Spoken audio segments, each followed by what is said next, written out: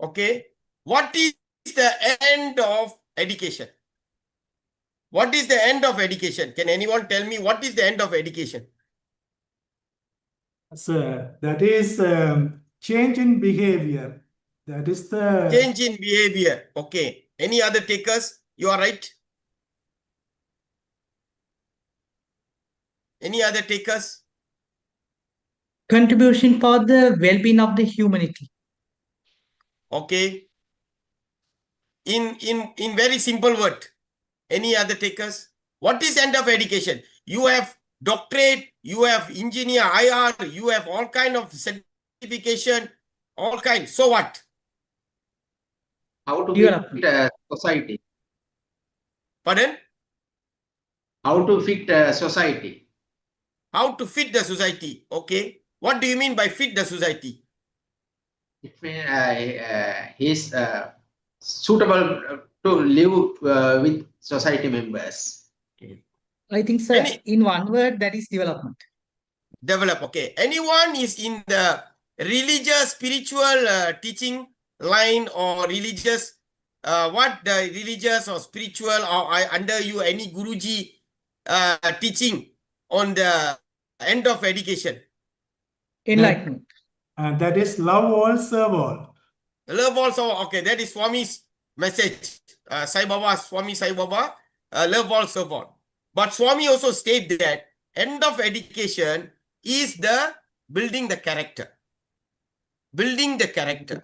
I think the first Satish was there talking about behavior, the character. So you have a PhD, you have some other things, you have other qualification, professional qualification. So what? If you're not building the character, having a higher position, not to fill in your pocket, not fill in, but you want to contribute knowledge to people. You want to solve the problem. You want to make your country more lively, more prosperous, develop. You need to help people. So this is where the education. So you should have a very good character to build. So those who are in this training, if you're just attending for the sake of attending and you're not going to contribute, then it is a waste. So make sure you attend, gain. And what are the gain you're going to give? You need to multiply. You need to give to others. The more you give, the more you get. The more you give, the more you get. God is watching us. So do something. So let me ask another question.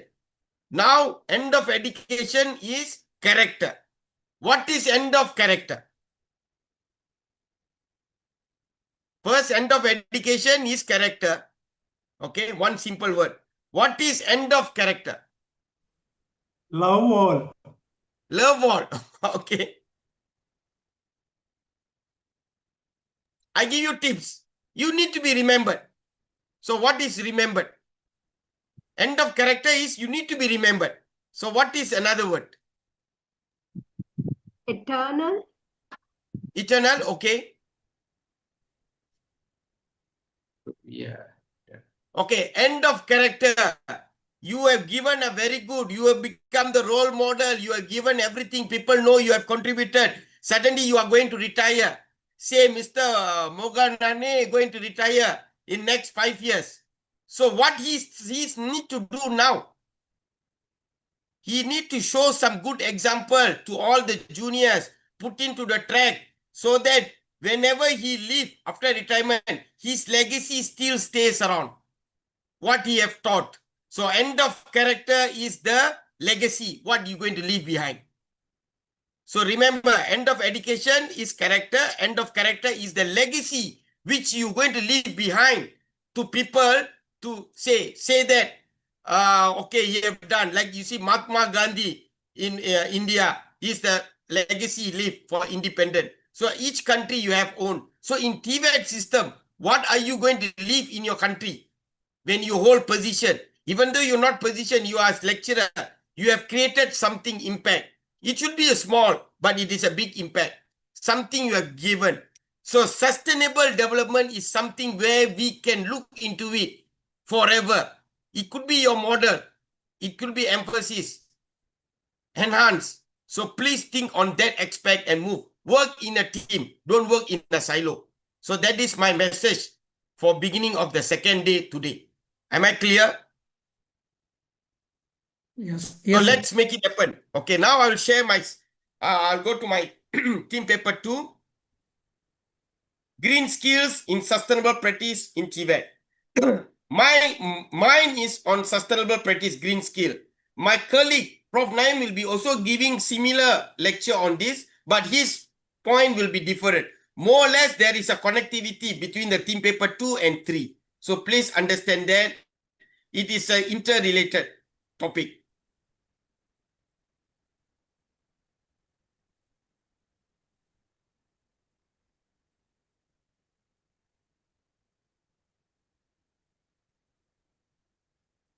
Can you all see my slide? Green skill and sustainable practice in TVET. Yes. That is Yes, sir. okay. Yes, sir. Yes, sir. Okay, you can see a lot of ants greening. Okay, you can see the image. Greening is pursuing knowledge and practice to become more environmental friendly.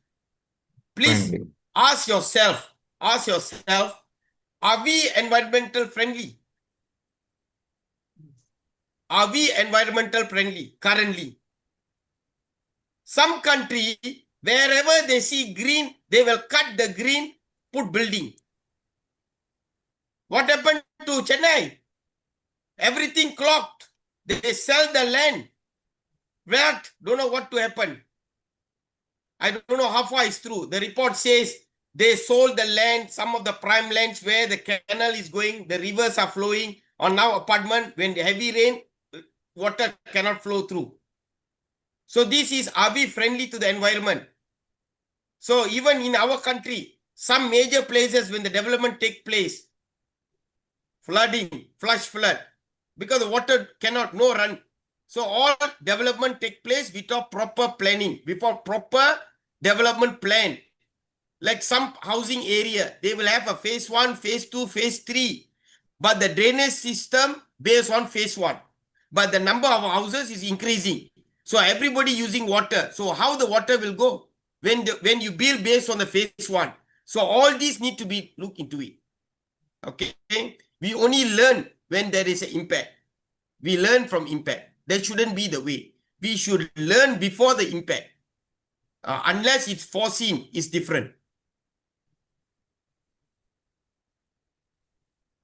So enhance decision making and lifestyle in more ecological responsible manner, which can lead to environmental protection and sustainability of natural resource for current and future generation.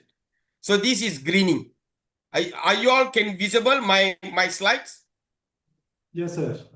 Yes, Okay. sir. You can download Yes. this in the on course. Huh? No need to copy. You can download this. Okay. So the green jobs, we're talking about green jobs. Jobs that contribute to preserving or restoring environmental quality while also meeting long-standing demands and goals of the labor movement, such as adequate wages, safe working condition, and workers' right, UNEP, external and alternative. This is the resource I got. So you see the job contribute to the environmental quality. Western country and like Japan, China, Korea, they are more on the environmental quality friendly. There's a lot we need to learn from Japan. Even the education system is totally different. They are not exam orientated. When you talk about our country in Asia, we are more to exam orientated. We are fighting for the marks. Okay? But some of the quality we are leaving behind.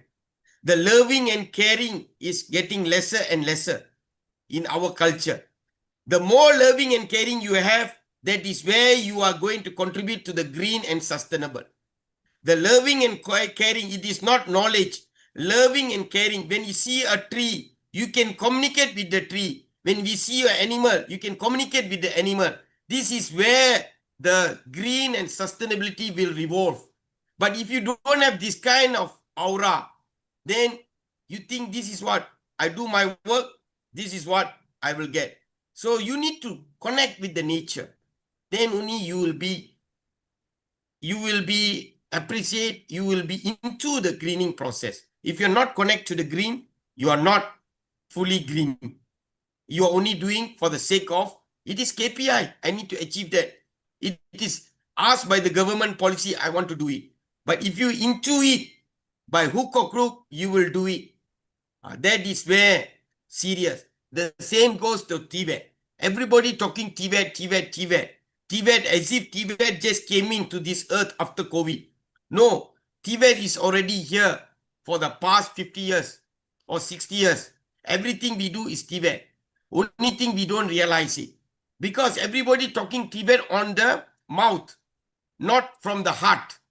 Make sure you talk TVET from the heart. You put TVET in the heart, then everything take place. Our policy, what is the lifespan of a TVET policy in a country? Can anybody tell me? What is the TVET policy lifespan for a country? Is it 10 years, 20 years, ever long run? Can anybody tell me what is the lifespan in Sri Lanka, for example?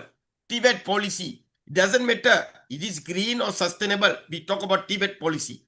What is the lifespan?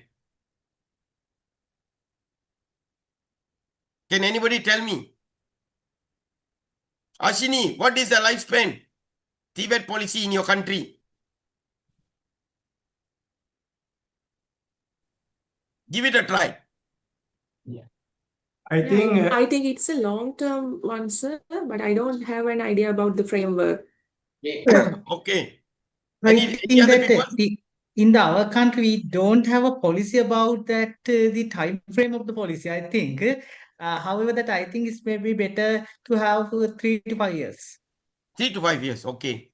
Any other takers? Yeah, but sir, we started vocational training 1893 as a technical training. Okay. Okay. Most of the country, the lifespan is maximum 5 years or less than that. When the government change, the policy change. That is the biggest challenge we have, especially for ASEAN, for Asia country. You look at why Australia, Germany, Japan, or other European nation, they are very good.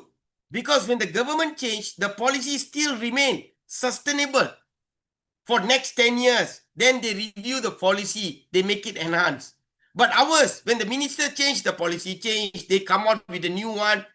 The people who are working underneath feel very, sometimes we go this direction, sometimes we go this direction. So this is the biggest challenge as academia or as the civil servants you are facing, top level, because we need to follow government of the day at the end of the day. But in TVET, if you wanted to reform, you want to say something, it should be sustainable. You need to have for 5 years, 10 years, and you can go beyond, you can enhance, you cannot totally change. That's why this country, Germany, Australia, Japan, model, Korea, they are very good because they are sustainable and they are year to year, they are making improvement. They adopt, making changes. All the leaders following the same path, enhancing, and they're not doing drastic changes. So this is where it's very important. We need to capture. Okay.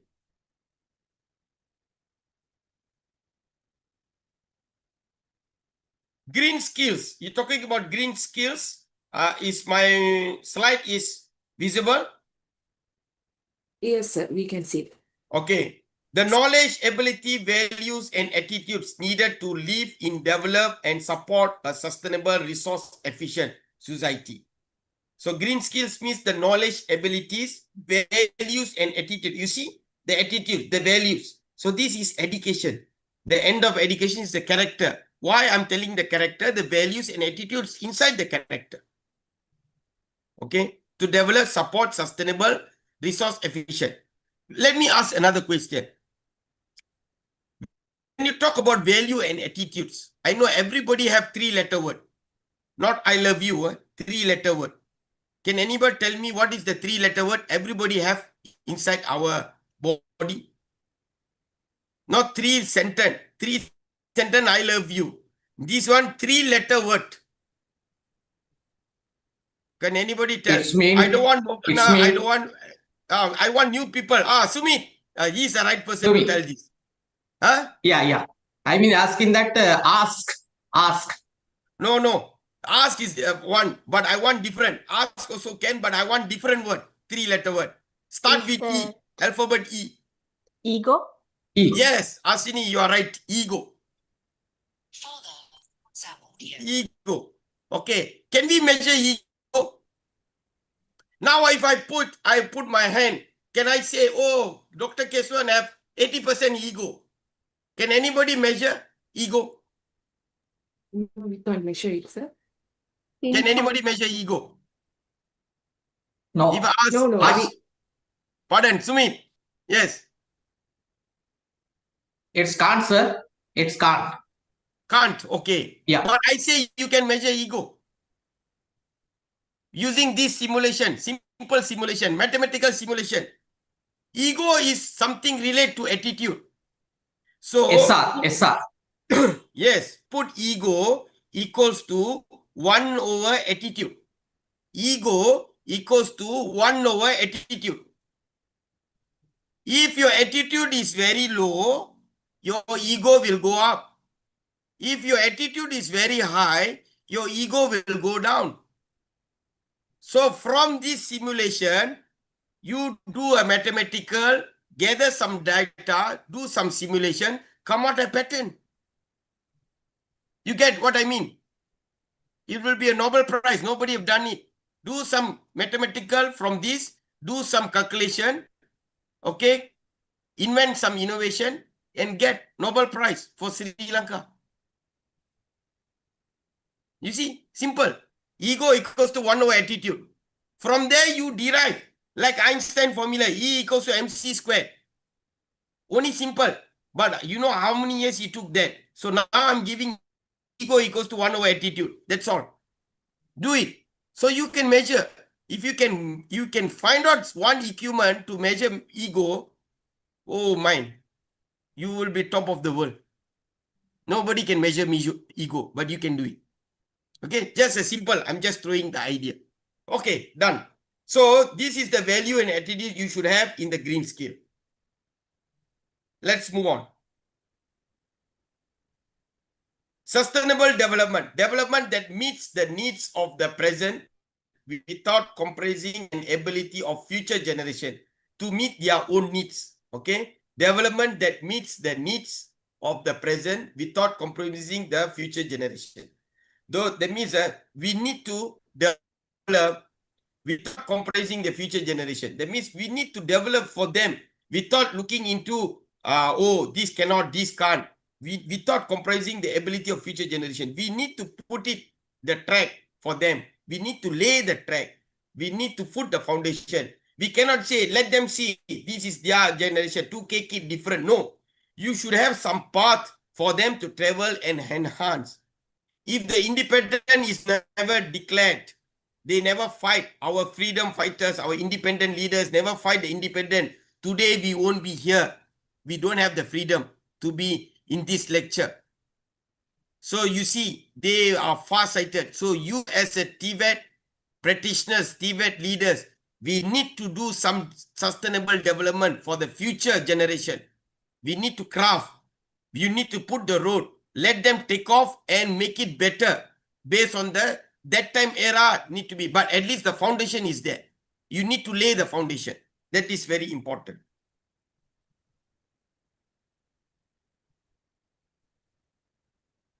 Transformation. Once you lay, now is the important.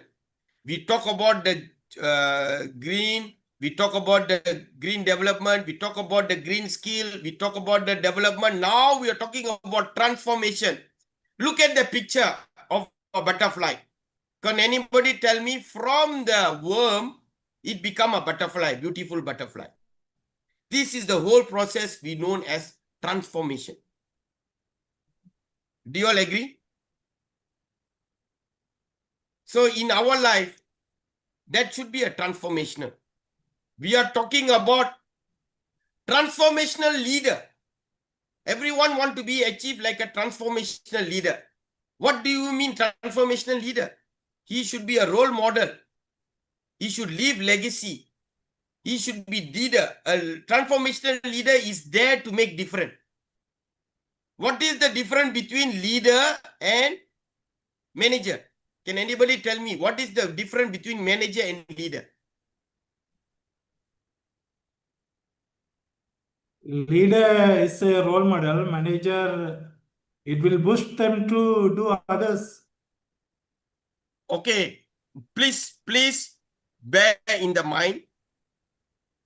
In the opening remark, Madam Samanthi have said, Dr. Kesavan, please give some names to me up from this training who I can further up in other future trainings to groom them. If the same people talking, I only can give the same people's name. I want everybody to take part actively so that you will be given a chance by your additional secretary, madam, for other platform for your country. So it's my mandate to give the name list. So I don't want most of the time Mr. Mongonave or Mr. Sadish Kumar, Hashini or Amila talking or Sumit talking. I want other people to interact as well in order for me to suggest your name as well. So please take part in the discussion. Okay. So what is the transformation? What is the difference between manager and leader? Yeah, manager tries to achieve the target. Leader is achieving the goal. Okay, correct. You're correct, sir. So others?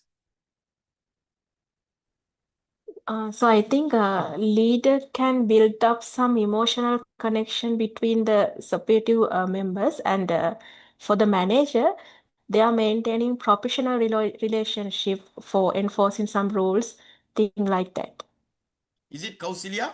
This Yeah, one? Kaushalya. Yeah. Okay, okay.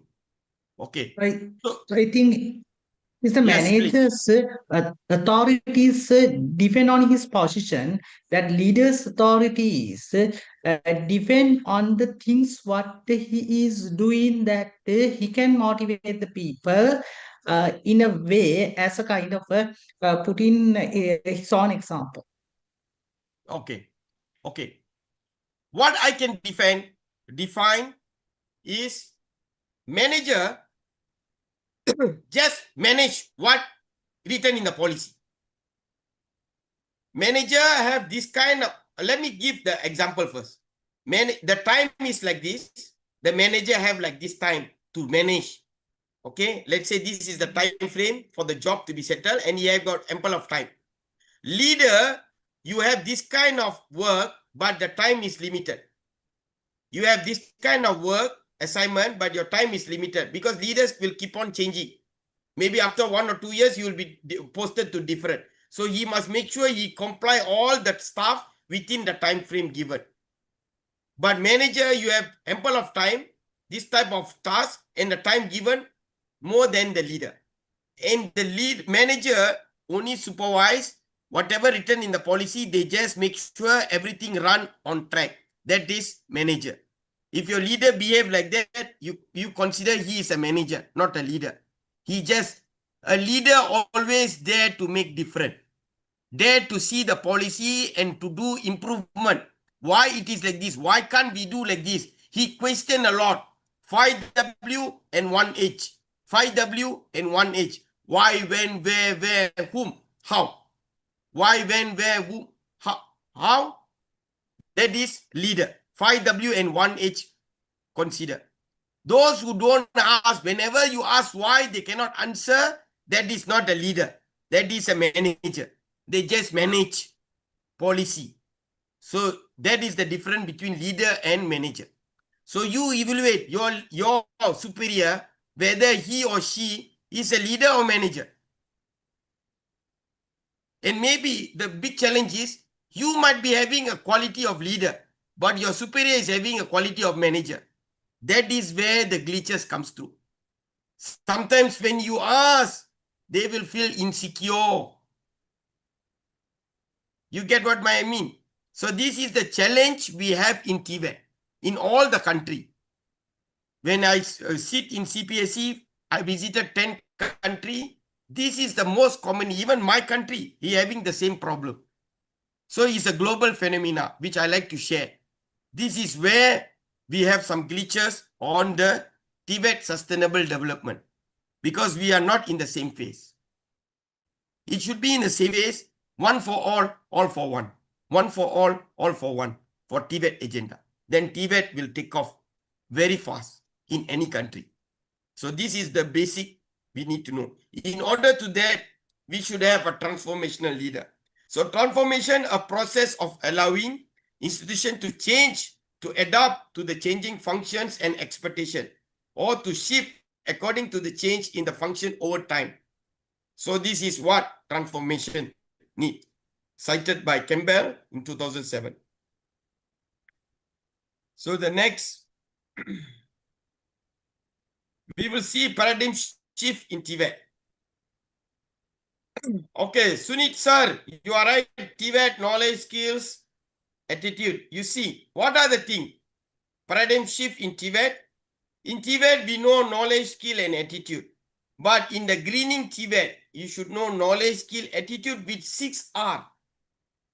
Reviews, reduce, renew, recycle, repair, and rethink. So the attitude must be aligned with 6 R. Okay. I prefer to be 7 R, because the person who are presenting is K7. So should have the value of 7. Just a joke. Okay. So if you can have 6 R, reuse, reduce, renew, recycle, repair, rethink. So this is the greening attitude you should have. We will be seeing this clearly in the circular economy. In my tomorrow's presentation, I will show you one video how this circular economy people are using reuse, reduce, recycle, and they rethink. I will show you with one video. I will play a video tomorrow in my presentation. And also I will share the video on course for you all to see and understand it clearly.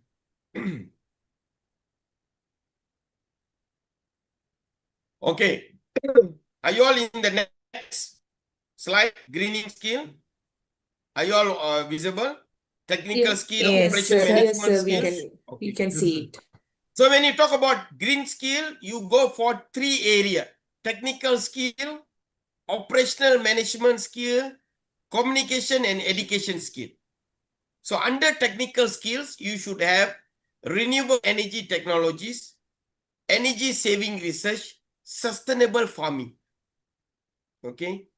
We are talking about traditional farming, new farming. We are talking about precision farming, where you can do farming in the apartment, on top, rooftop, even in a building, you can do farming. No need to have a field. Then they talk about sustainable farming. So all these are technical skill. We are interrupting industrial 4.0, IR 4.0. Now we are moving to 5.0 next year. We are integrating the technology into agriculture, drone farming, using drone, all other things. The Western already invested. Less people coming down, more on robotics, more to innovation on the farming. Okay. Then operational management skill, environmental management system design, green business models development. So we also will talk this green business model on day 4. Okay.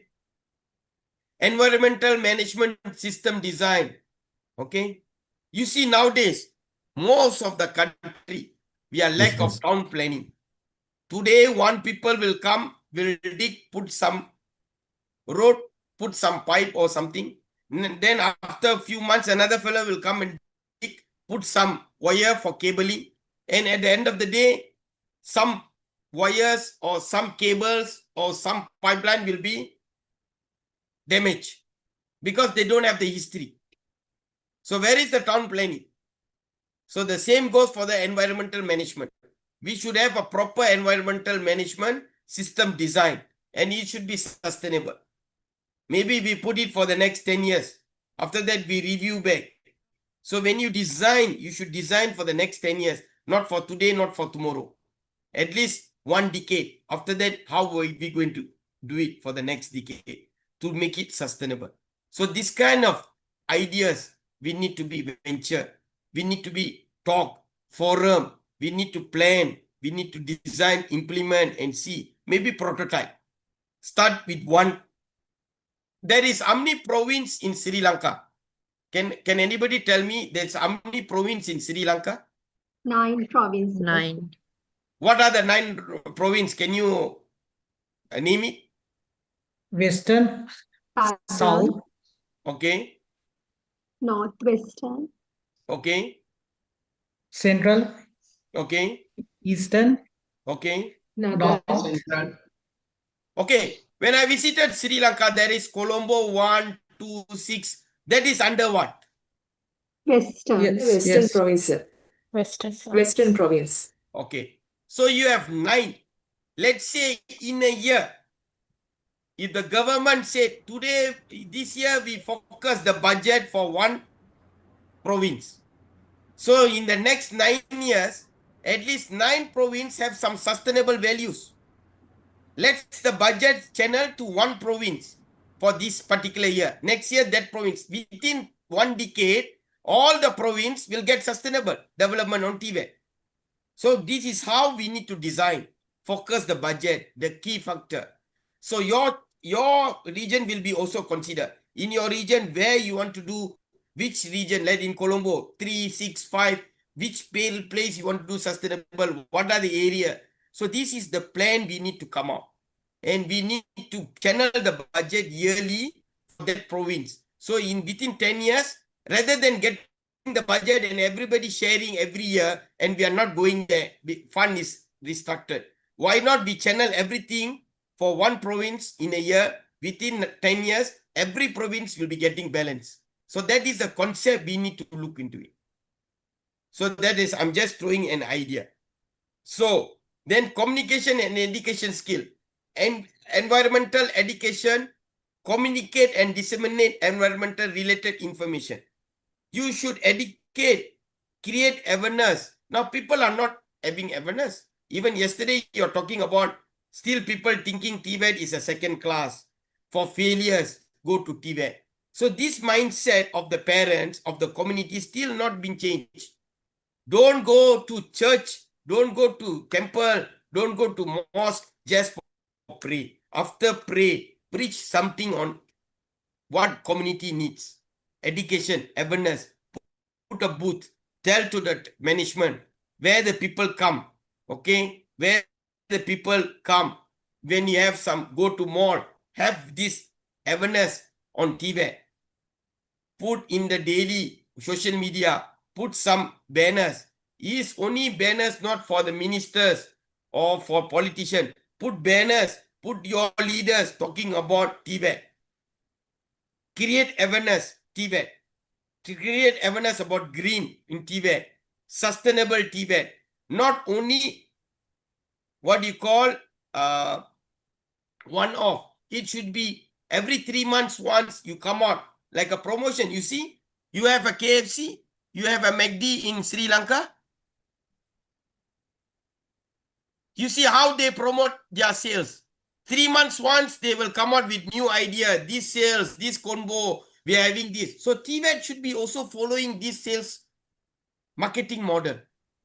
What this province giving? What are we offering? We should be working together. Now the problem is, unity is our strength. We don't have the unity. All the public institutions fighting among themselves. You should be gathered to be one. Then unity is our strength. All the private should be gathered to one. That is our strength. Now we are not in one strength. Everybody telling I'm the best. I'm the champion of TVET. I'm the best. I'm the good in my TVET institution. It is not the way. Think out of the box. You should be united. They say you're doing automotive course. Automotive, see whoever doing automotive, become one. And you see what you can contribute. What is your niche area? What you are lacking? Go and do benchmarking. Make it impress. What the basic necessity we should have. Advanced level, you can go to other province if you want in Sri Lanka. This is how you build automotive. This is how you build tourism. What do you want? You should focus. Brainstorm. We are not doing that. Maybe we are doing, but everybody wants their name to be up. They are the best. That is the problem. Take it out. Think for the country, not think for yourself. Think for your organization. Think for the country. Country come first. Then organization. What organization can contribute? Everything we do, the pride of the country. For Sri Lanka. If I do, the pride for Malaysia. If Prof. Naeem do, the pride for Pakistan.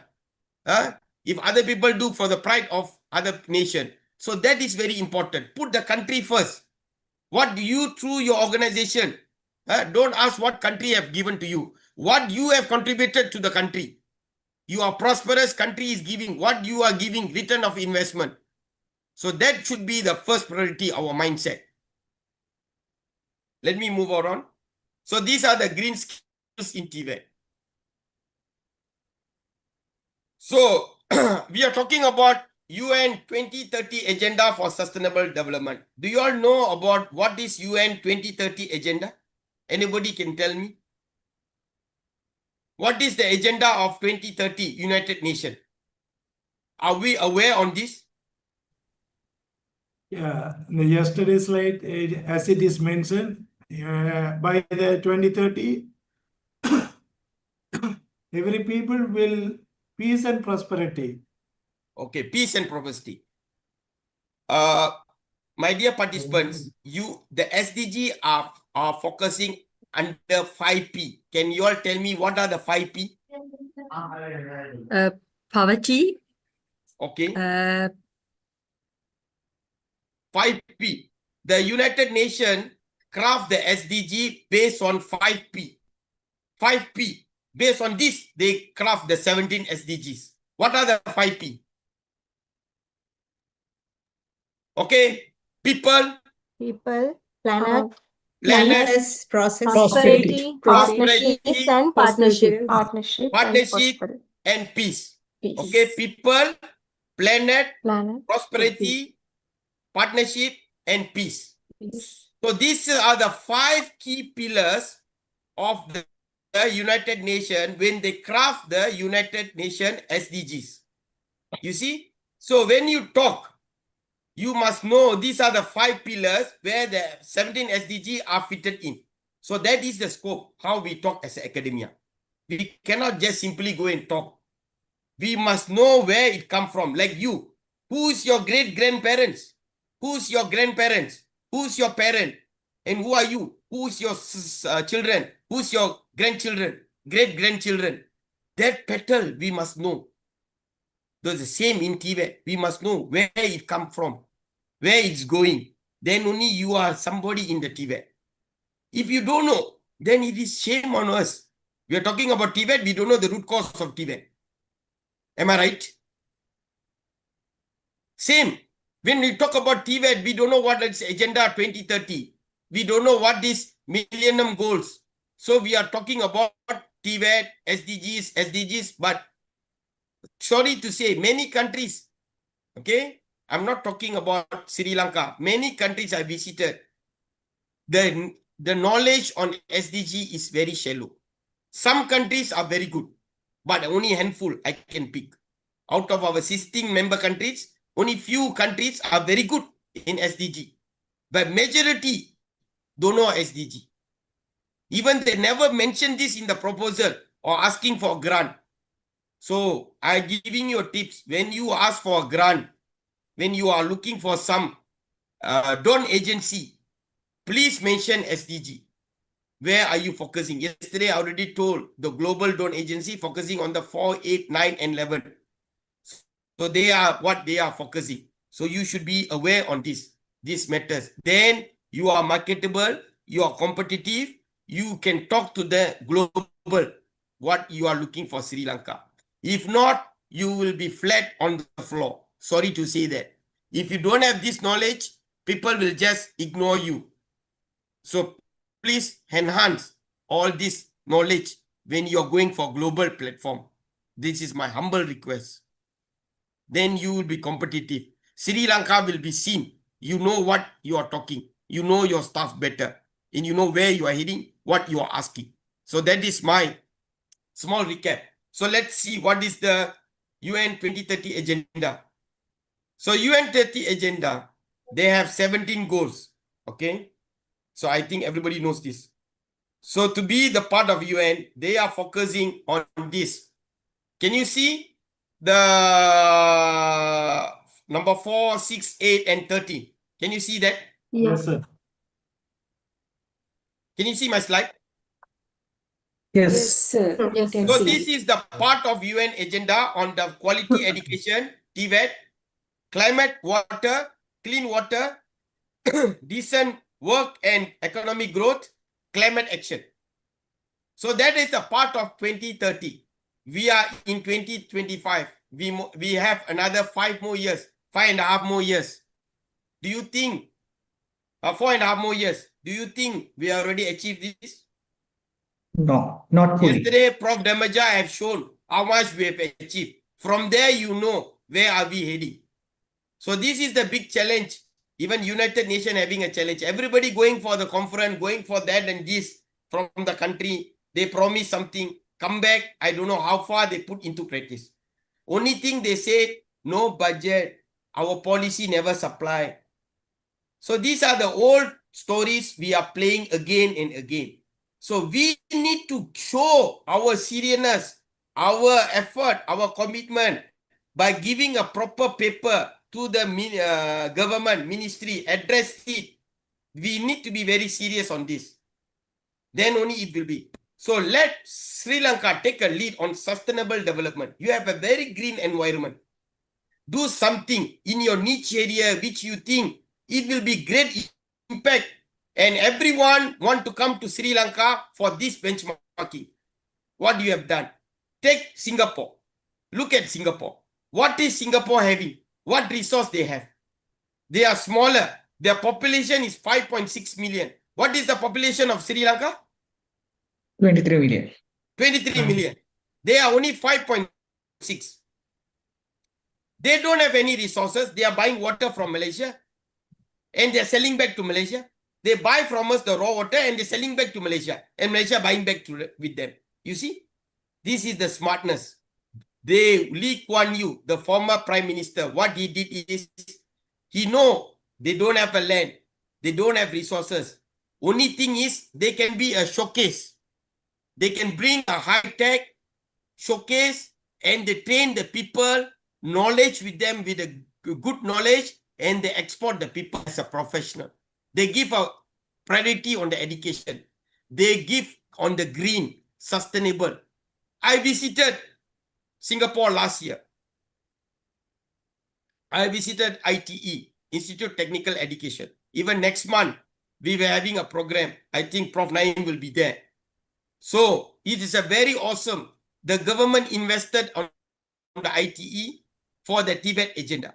They can do greening. They can do such.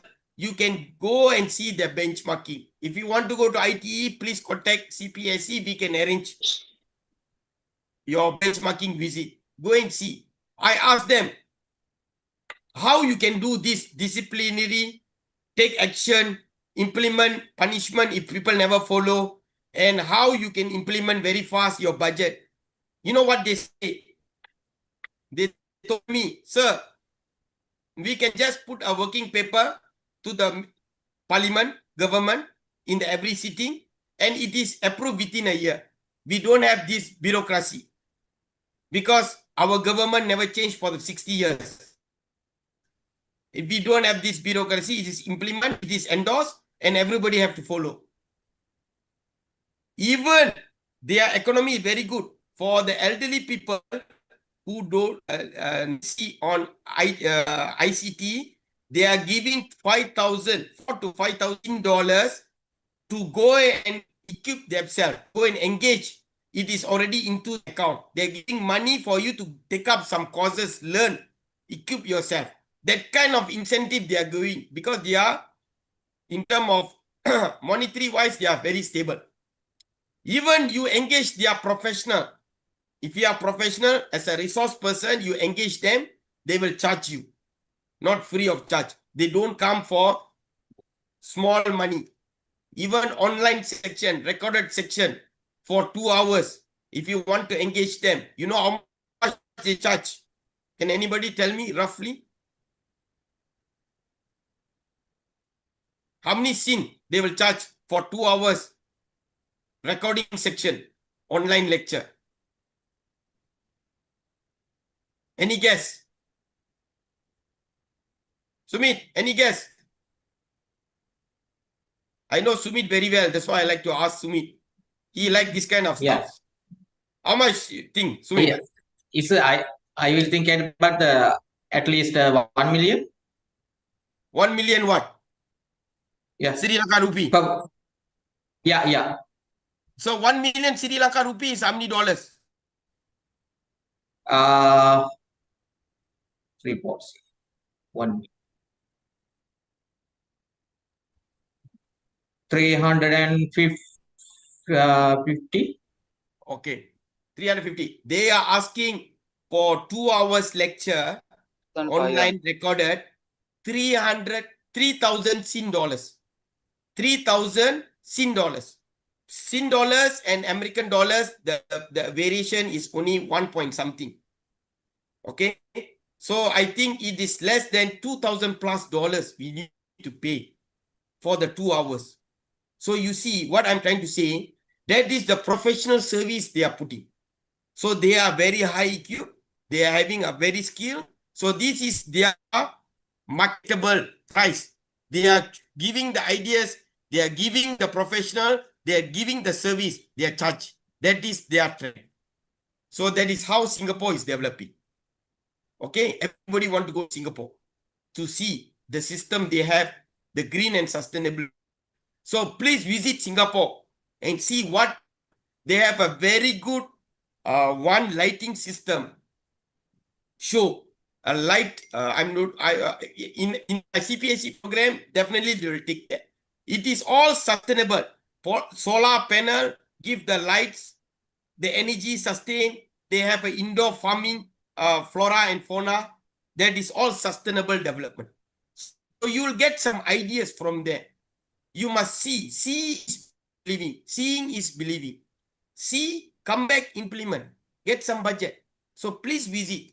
Don't just sit and want some transformation. If you're not moving around, you can't see. So that is very interesting. So this is what we are seeing. A decent work growth and climate change. Part of Agenda 2030 for sustainable development. Being a part of US development, okay, quality education, target equal access for all women and men, affordable and quality TVET, including university. Target 4.4, increase the number of youth and adults who have the relevant skills, including technical and vocational skill for employment, decent jobs, and entrepreneurship. Target 4.5, because under SDG 4, they have 4.1, 2, 3, 4. So I'm taking only 2030, 4.3, 4.4, 4.5, address very well what they want to achieve in 2030. Eliminate gender disparities in education, ensure equal access to all levels of education, vocational training for vulnerable, including persons with disability, indigenous people, and children in vulnerable situation. So this is TVET for all. Nobody is left behind. 4.7, all learners acquire knowledge and skills needed to promote sustainable development, including among others through education for sustainable development and sustainable lifestyles, human rights, gender equality, promotion of a culture of peace, non-violence, global citizenship, and appreciation of culture diversity and culture contribution to sustainable development.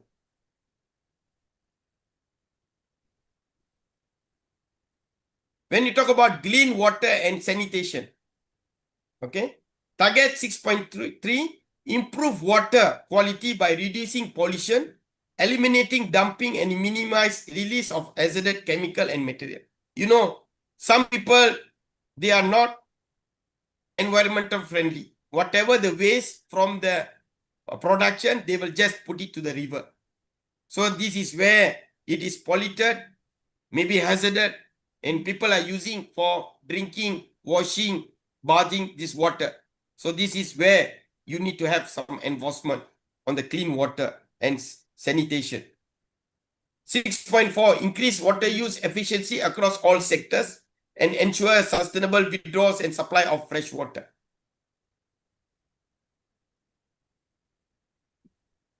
Can you see my slide? Yes. Decent work and economic growth. Target 8.6, reduce the proportion of youth not in employment, education or training. So we need, in Australia, if you're age 18 and above, if you're not working, you can be someone you need to pay. There is a law, when you are above 18 above, you need to be employed, you need to be working. You cannot be not working and staying at home. So you see how serious are they? Even you need to go training, you need to get some skill, you need to earn your earning. So that is where the law is passed. Target 8.9, implement policy to promote sustainable tourism that creates jobs and promote local culture and product. You see, this is one where we can also implement for Sri Lanka, because you are tourist destination. People are coming. So we need to create more jobs, okay, local culture and products to promote sustainable. I think you already have that, but we need to enhance this for every region.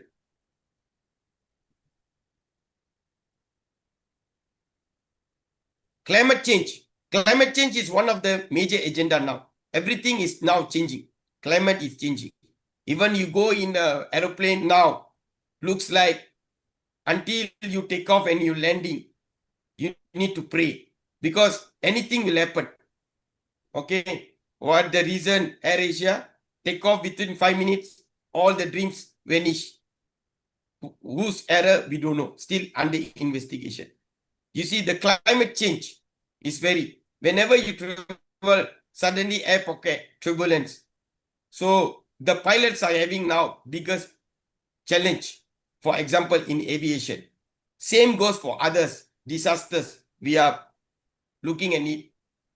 In Arctic, the ice is getting, okay, the iceberg is getting lesser, the water level is rising. Every phenomena is happening. So this is beyond our control, okay? But this is due to the human doing a lot of things not environmental friendly.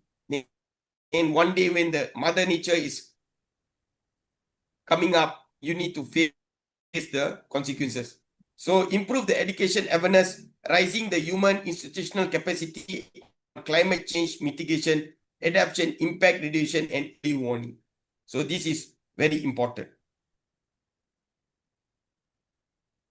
So education for sustainable development in TVET Institute. Okay. We have 4 steps. Understand the process. Okay. Clarify the greening concept, making institutional alignment, assessment, adaptive the whole institutional approach, engaging the teams. Step 2, planning for the greening of TVET. Okay. Rising the awareness, formulating the rationale, developing a vision, promoting a broader engagement, assessing current realities, developing an institutional greening plan of action. Step 3, implementing the institutional greening plan. Sorry, I'm having a sore throat. Delegation of what needs to be done, considerating and embedding in the core system, deployment of resources, institutionalizing change and celebrating. And step 4, monitoring process and assessment, establishing the reason for monitoring, clarifying the scope needing assessment, developing a monitoring and assessment framework. So the scope of sustainable TVET institution, hold, greening the campus, greening the curriculum, greening research, greening community, greening institutional culture. This is the 5 pillars in green, which I spoke yesterday.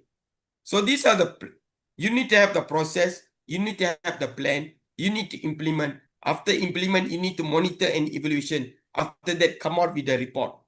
outcome. So this is the PDCA. Plan, do, check, and action. Plan, do, check, and action.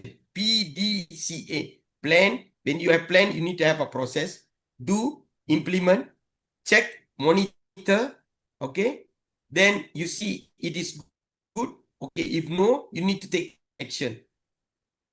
You need to improve it. So the cycle goes again. So this is PDCA. Plan, do, check, action. If you go online, there is also certification for PDCA. Even in planning, we are talking about 4 process. Actually, there is 8 process. In planning, we have 4 process. Where how you want to plan, how you want to do, how you want to check, how you want to close. So if you want to have a professional certification, PDCA, there is online courses where you can enroll yourself. One Brazilian mentor is giving this lecture. Machildo is his name. Machildo, PDCA, he give a good lecture. Then you can have this on this certification. Okay, very good, interesting.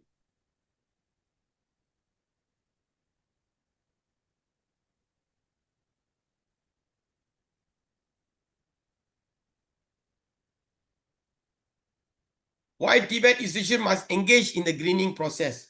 You see, if you see, can you see my slide? Yes, sir. So you see there is a 4 circle on your right. On your right, there is a 4 circle. Yeah. Okay. Skill, workforce, economy, market. So all these are interrelated. When you talk about workforce and economy, there is a prosperity. When you talk about economy and market, there is a growth. When you talk about market and skill, there is a job. When you talk about skill and workforce, satisfaction. So there is academia, government, and community engagement. Academia means the university, the institution, private, public, government, and community. All these 3 are fit into these 4: skill, workforce, economy, market, to create all these satisfaction, prosperity, job, and growth. So they are all interlinkages. We need to work together. We cannot work silent. Government and academia, we left go community. Community is our stakeholders, our end product. So we need to merge everything into one frame. So TVET as a role,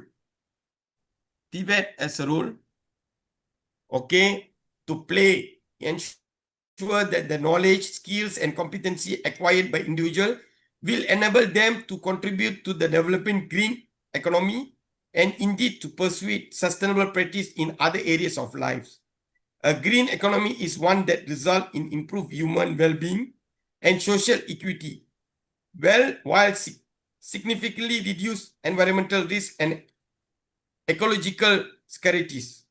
This is crucial if we are to move forward sustainable societies. Just remember this. This is very important. From here, you know the connectivity, how we need to work together for make sure the greening process take place.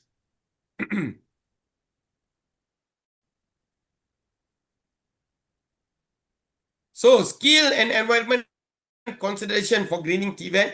So we have a green sector, energy sector. So we need 2/3 of GHG entrepreneurship emission, land of users. So this maybe will be go detailed by my colleague, Prof. Naeem, later in his lecture. So I'm just introducing on the surface.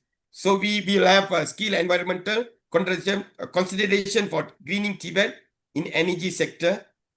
Okay. What is our responsibility?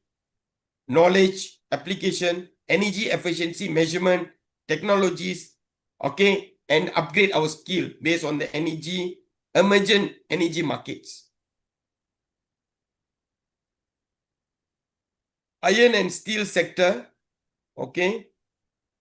Okay, what we can see, efficient use of energy resource industrial production, controlling material cycle, energy efficient applied technologies. We can also venture on this sector.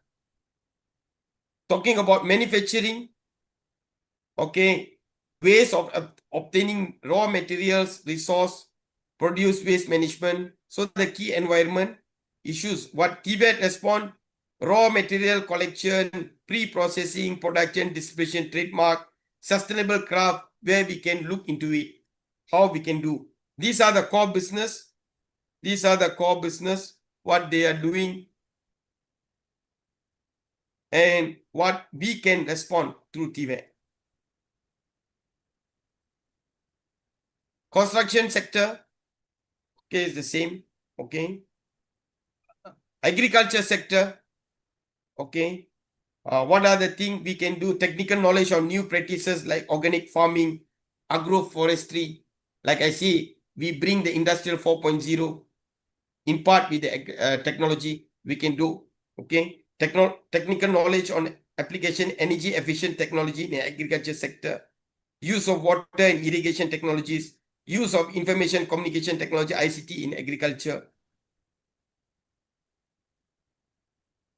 Food sector, training, advanced wastewater treatment, improve packaging, improve sensor process control, food irradiation, water and wastewater reduction using closed loop emission. So you should understand, based on the country demography, what are you focusing?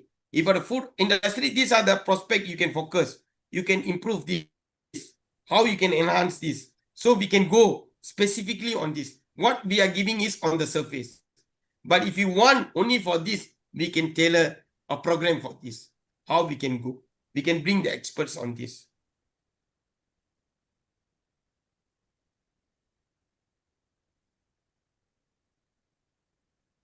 So priority areas for education for sustainable development. Priority action area 1, advancing policy mainstream ESD. Okay, environmental, social, and the development in the both sustainable development into both education and sustainable development policy to create engaging environment ESD and bring back about system change. Priority area action 2, transforming learning and training environment, integrating sustainability principle into education and training settings. Focus area 3, building capacities of education and trainers, increase the capacity of education. Priority area 4, environment mobility youth, ESD action among youth. Area 5, accelerating sustainable solution for local level, at community level, scale up to multi-stakeholders, ESD network. ESD is education sustainable development. It is different from ESG. That is environmental social governance. So don't mistook. So these are the ecosystem which we need to have for education on sustainable development. We should have priority 1, 2, 3, 4, 5. We should have this ecosystem to take place in order sustainable development can be implemented efficiency and effectively in a country.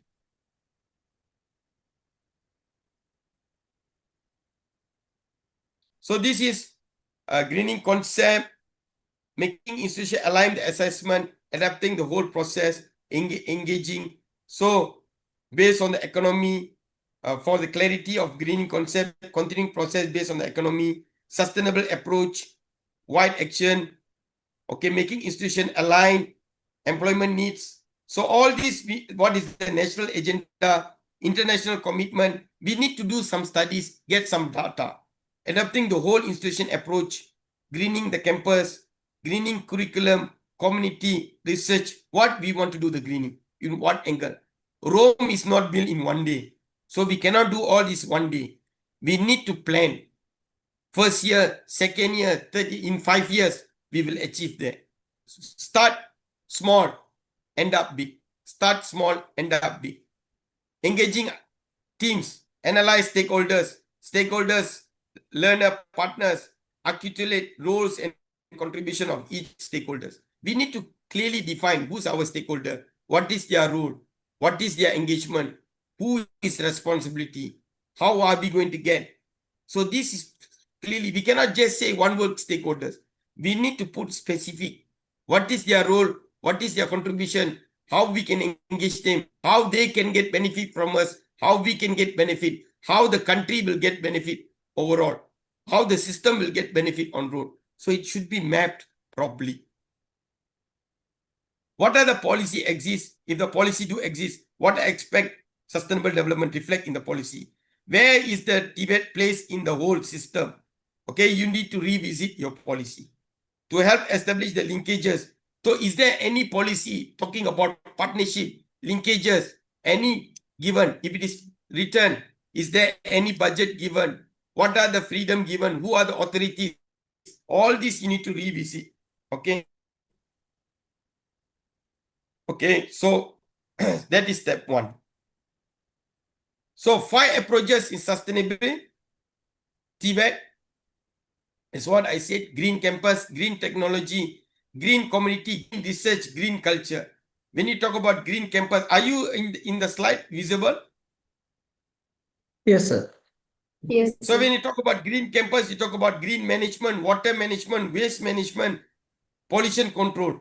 When you talk about green technology, clean technology, green loops, ESD program. When you talk about green community, capacity building, renewable technology, resource support, unique practices, adapting the community. When you talk about green research, fostering research, renewable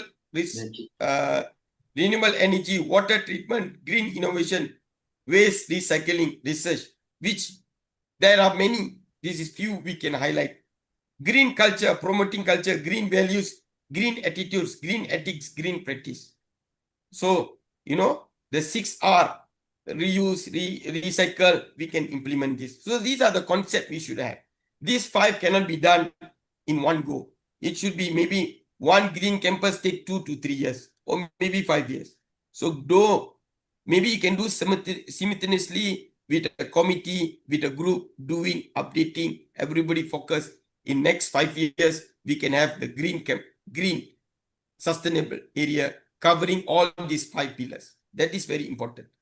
Plan to fail, fail to plan, plan to fail. Fail to plan, plan to fail. So planning is very important. So green approach aim to promote integrate management campus, operating sustainable, okay, how you can design, okay, resource deployed, financial return benefit to the institution. Okay. Second, green curriculum aims to integrate. This afternoon, you will do some curriculum in greening. You can engage this in that. Okay, greening the curriculum and training. Then green research aims to promote, apply sustainability research philosophy.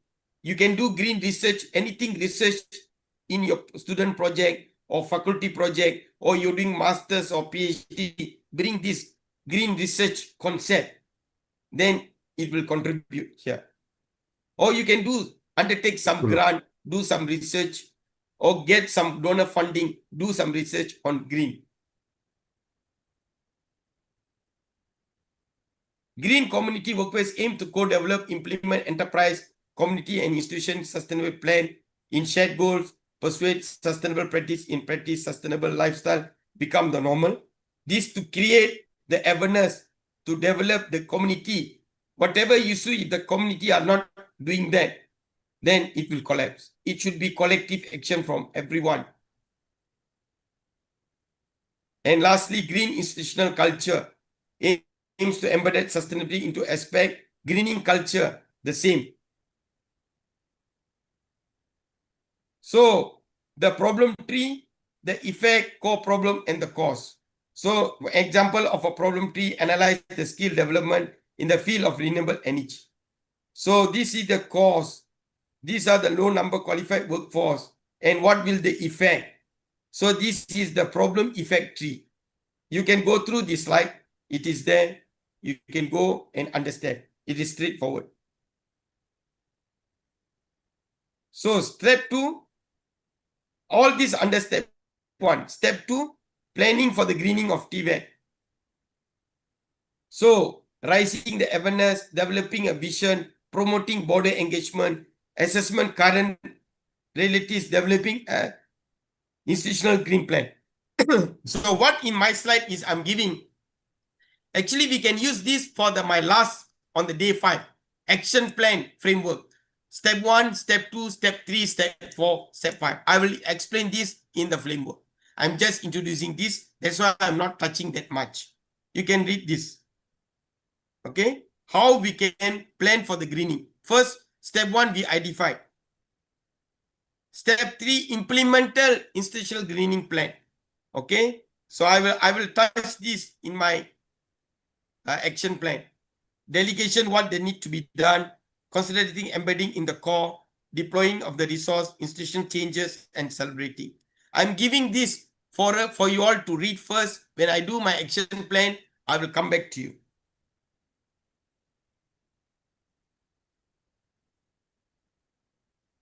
Monitoring process, okay, establishing reason, monitoring, clarity, developing. So how we can monitor, okay, using the spider web. The more closer, that means you are more connected. Okay, so that is only for the action plan. Later I will come in my day 5. I just giving. But greening TVET opportunities. Enhanced tool to equip youth with the skill needed as per need for society economies. Benefit employable skill to our TVET graduate increase. Example, e-vehicle repairing, photovoltaic servicing and repair. Promote inclusive sustainable economic growth, competency, social equality, inclusive program, promotional, more budget, okay, promotional awareness campaign. So all these are the opportunity, benefit, and example.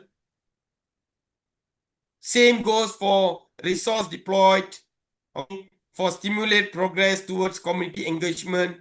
So all these are the plus point you can get from the resource deployed, optimum use of resource, role model, TVET trainees experience real world. For the stimulate progress towards community engagement, collaboration with community, employment of TVET graduate, enhance image of TVET, sustainable employment outreach program. So another thing is creation of sustainable enterprise social work, sustainable practice, sustainable enterprise adoption, environmental friendly standard, create to cradle, okay, standard, helping to make transition to low carbon economy, creating climate of resilient society, green economy, low transmission, low carbon footprint. So greening TVET challenges. Okay, what are the challenges? Limited awareness and understanding of greening concept. The way forward, conduct awareness, raising campaign, educate, lobby for greening concept. This is very we say we want to go green, we're still using plastic. We are using still plastic straw. We are not going for that. Eliminating. Maybe your country eliminate. Some countries still using. Only one day in a week. Every Saturday, they don't use plastic. And if you want to plastic, they charge you some money. Are we serious on that? One day eliminate, can we eliminate? So where? In Philippines, they don't use plastic. They walk the talk. They use only paper bags. No plastic at all. So you see, these are you must walk the talk. How serious are you? So that is where lacking. Country-wise priority on a different sector may have constraint on funding on green TVET. Implementing green TVET practice increase the funding.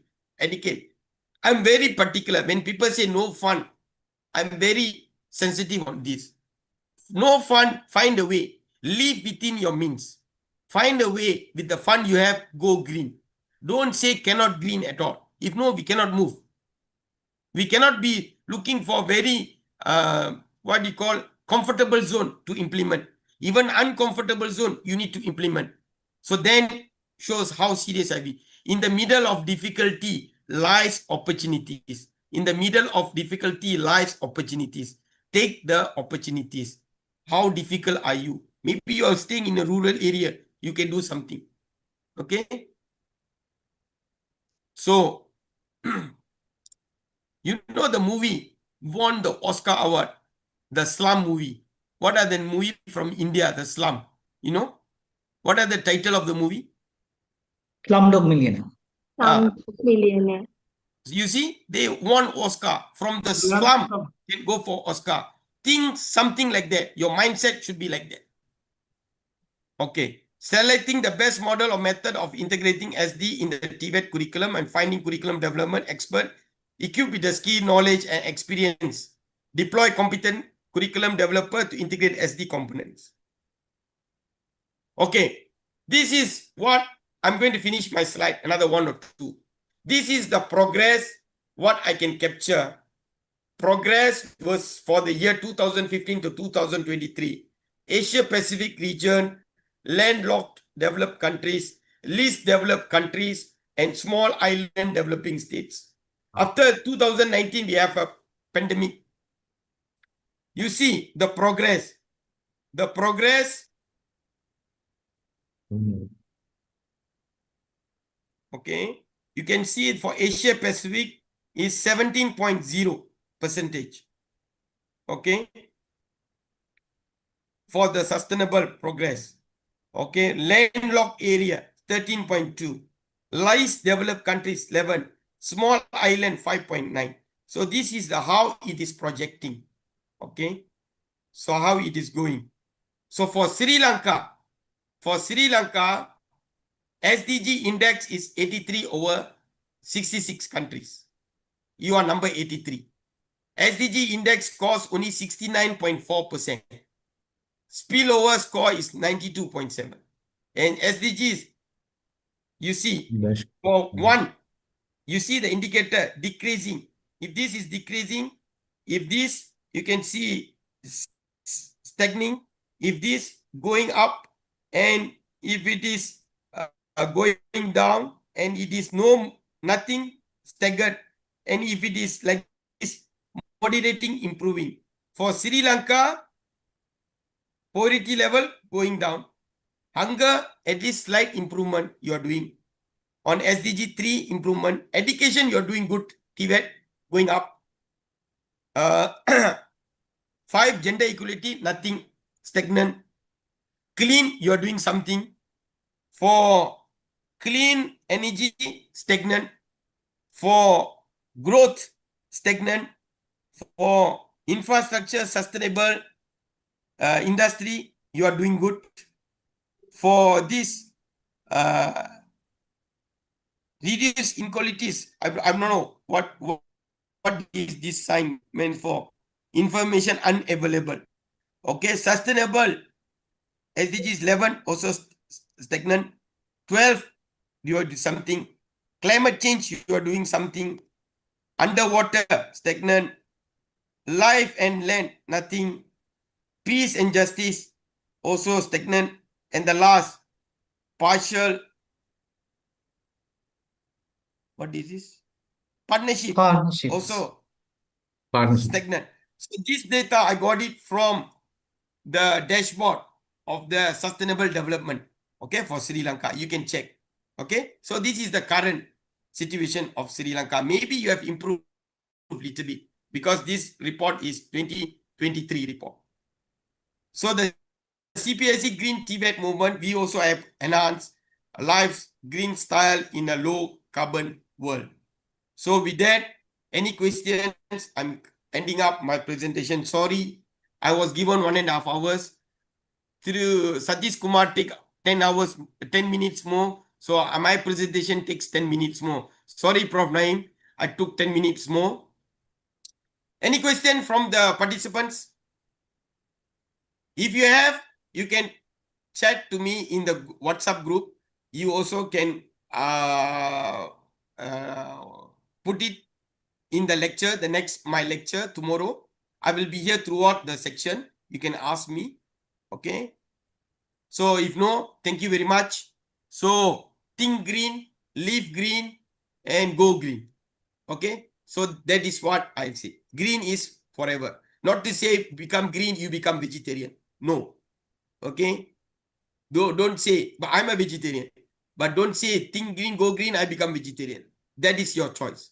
But always think green. The green color is lively. Make sure the lively is in you everywhere, anytime. Loving and caring. Any religion saying loving and caring for the peace. So be green in uphold the loving and caring. Thank you very much. With that, I end my presentation. Okay. I back to Diana. Thank you. But before starting my particularly presentation, I would like to emphasize a few points like in this particular regard. The most important thing about this presentation of mine is actually me and Dr. Kesavan, we have right now, made this training program in such a way that not only to apprise the Sri Lanka on the green skills prospects, rather to also take you towards what kind of the prospects Sri Lanka to have in context of adopting some new green skills, some new green technologies. So in my presentation, you will be coming up with a slight introduction of the green skills. In addition to that, what is the prospects for the green skills for the Sri Lanka? What are the opportunities and the SWOT analysis for the Sri Lanka for the green skills? In addition to that, we will be, of course, touching a little bit statistical context of Sri Lanka as well. And after that, we will be discussing some case studies of different countries, specifically for the European countries, specifically for some developed countries, which are right now performing very good in green skills. After that, we will be discussing the green skill technologies one by one, prospectively, like in construction sector, in automobile sector. And in addition to that, we will also be discussing the context of Sri Lanka, that how Sri Lanka can benefit in their particular sectoral analysis in context of green skills. And after that, we will be discussing that how Sri Lanka can dovetail these green skills into their existing TVET curricula. In addition to that, their TVET infrastructure. So now formally starting my presentation, it's actually on green skills for sustainable Sri Lanka, which is more emphasizing on the green skill technologies. So everyone out of us knows that the global demand for the green skills and sustainable technology is rapidly accelerating right now. And specifically for Sri Lanka, a country which is an island nation, which is vulnerable to the climate change and committed to sustainable development goals. Integrated green skills into the TVET is a strategic necessity. It's not an option for Sri Lanka. It's not an option for India. It's not an option for Bangladesh. It's not an option for Pakistan even. It's a necessity because we are right now into a region which is most devastatingly affected due to the climate changes. If you see the statistics for the global meteorological predictions for the last 2 years, the warmest cities right now in the world, the top warmest cities, out of top 20, 14 cities are right now into our particular region. Like the cities which are in Bangladesh, in Sri Lanka, in Pakistan, in India. So like for us, for the South Asian region, for us, the nations who are right now in that particular geographical era, it's not a kind of a luxury for us. Rather, it's a necessity for us to cater for right now. So my presentation will explore how the TVET can contribute to sustainable development in Sri Lanka by promoting the green skills and technologies. And we would also be discussing about those technologies. And we will draw the consequences and also the instances from the global best practices and the relevant case studies. So let's first of all define the green skills. I mean, in last 1.5 days, you would be knowing about a number of definitions on the green skills. Like for me, the green skills come in the 3-dimensional paraphernalia. The green skill encompasses the knowledge. It encompasses the abilities, the values, the attitudes, which are essential for a sustainable and resource-efficient society. These skills are cross-cutting skills and relevant across various sectors. Whatever sector you talk about, probably energy, construction, agriculture, manufacturing, transport, food, livestock, everywhere. Textile sector, leather garments, tanneries. So green skills is a cross-cutting sector which do have the implications and its implementation across all the sectors. It has 3 dimensional phases. One is the technical skills. And what is that? when you talk about the technical skills, you talk about the solar panel installation, you talk about the waste management, you talk about energy efficient constructions, you talk about BIMs, like in context of business installations with latest eco-friendly practices and the green practices. The second dimension, it comes with the cognitive skills coming from your brain, your system thinking, your problem solving in sustainability context. Like there are a number of definitions for sustainability also. For me, what is sustainable? Sustainable is to utilize the resources in such a way that you also keep the prospects for future utilities as well for the coming generations. Like, for example, if you talk about the minerals, I mean, you cannot keep on pondering all the time that, okay, let's extrude all the minerals out of the earth, leaving nothing for the next generations. See, that is an unsustained practice. What is sustainable practice? Sustainable practice is you actually utilize the resources in such a way that an ample portion remains available for the coming generations as well. So that is sustainable. So in addition to that, the third phrase like of the green skills is behavioral skills. And what is behavioral skills? It's actually environmental responsibility. It's actually about the collaboration. It's actually about the adaptability. So, I mean, most of you would have surely traveled through the aircrafts. So whenever you travel by the aircraft and you have your air ticket in your hand, observe one thing. There is a carbon foot emission noted on each air ticket for per individual. You know what is that? Has anybody ever observed this? In your air ticket, when you travel by the aeroplanes, by the aircrafts, so there is a very particular term written on your air ticket.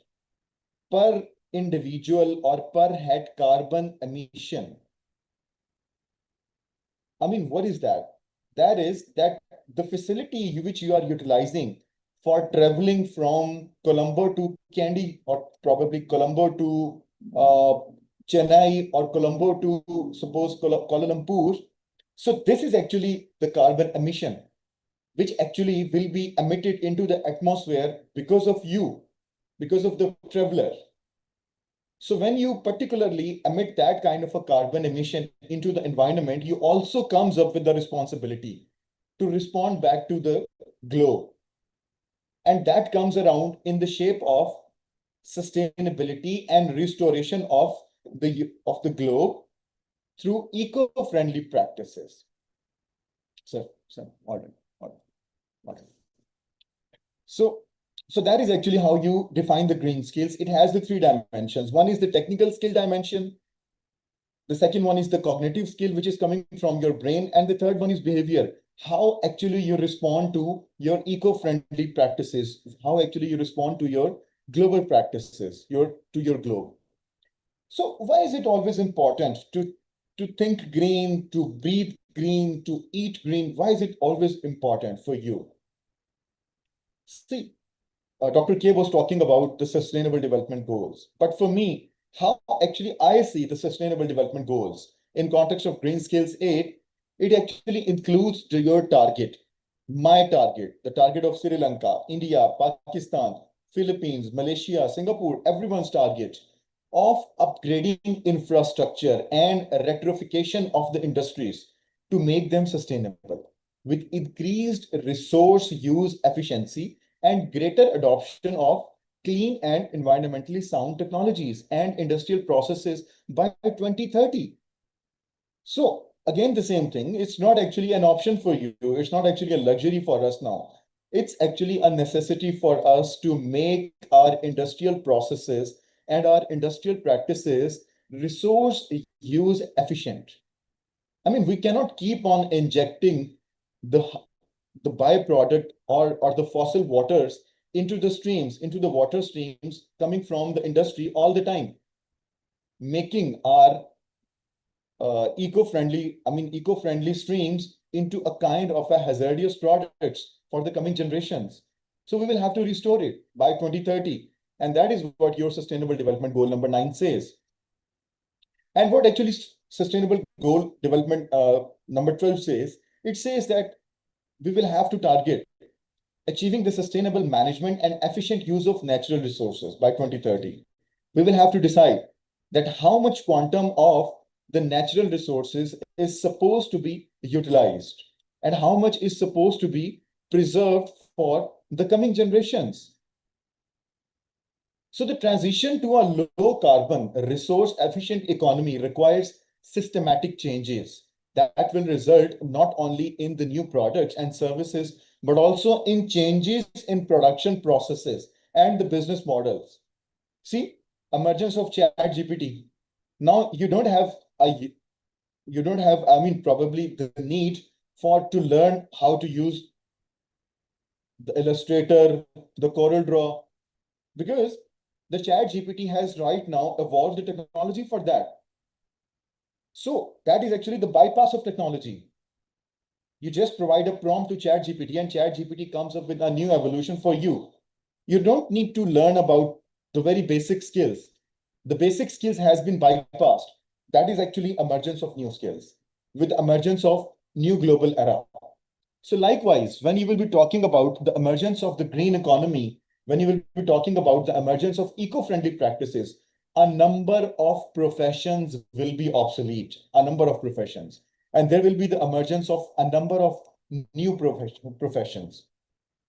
And the Green Journal Skill Index, as per the UNIDO's analysis, says that we will be having the new skills in engineering and technical skills, hard skills encompassing the competences involved with the design, construction, and assessment of the technologies usually mastered by the engineers and technicians will be obsolete.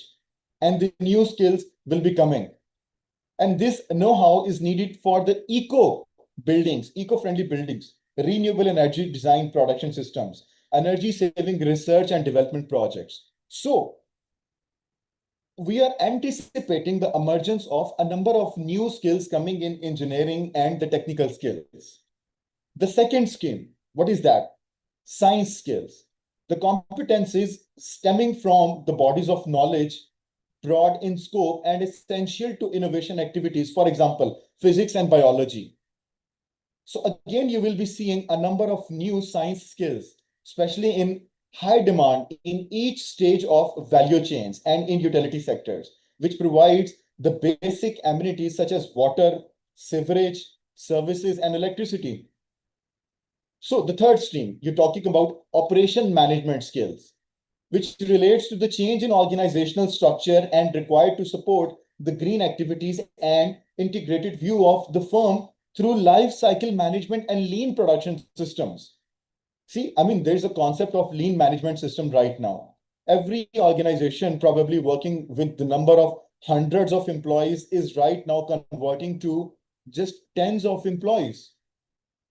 A lean management system is already there. So such skills are important, for example, for sales, engineering, climatic change analyst, sustainable specialist. You'll be coming up with the chief sustainability officers and the transportation planners. Like in Philippines, whenever you come to Manila, you will be seeing that one day, one particular road will be coming for the persons like coming. And the next day it will be for the persons for the going to Pasig, the nearby city. See, so a number of occupations are right now evolving. So that is why actually we will have to start thinking green. I was listening to Dr. K. He was saying in the conclusion of his lecture that we will have to start thinking green. Yeah, that is necessity of the time. We will have to start thinking green. Why? Because there is an evolution of the new era. There is an evolution of the new occupations for your global era. So in addition to that, greening economies will inevitably change the skills required and the tasks involved in many of existing occupations. So that is what actually UNIDO says. Okay, so let's talk about the Sri Lankan context. So when I was working for this particular presentation, So I was also seeing the context of Sri Lanka because just to make my presentation a little bit more contextualized with your perspective. Sri Lanka's national policy framework, which is actually Vistas of Prosperity and the Splendor, prioritizes a green and sustainable economy. It actually identifies the sectors like renewable energy, sustainable agriculture, waste management, and ecotourism as the national priorities. So, I mean, how many of the participants do know about this particular national policy framework for Sri Lanka? I would be liking to listen from my sweet audience. Yeah, it is the last government policy. Now we introduced another policy in current government. Yes, absolutely, absolutely. But for me, like even you talk about your new policy as well. So even your new policy do have the essences for this framework, and I studied this framework. It's splendidly good. So I would like my participants to probably enlighten on this particular policy framework if somebody do have a knowledge on that. Apart from Sir Fernando, because I was seeing also in Dr. K's lecture, sir, he was very active and he was very proactively responding to a lot of queries. So anyone else from my sweet audience?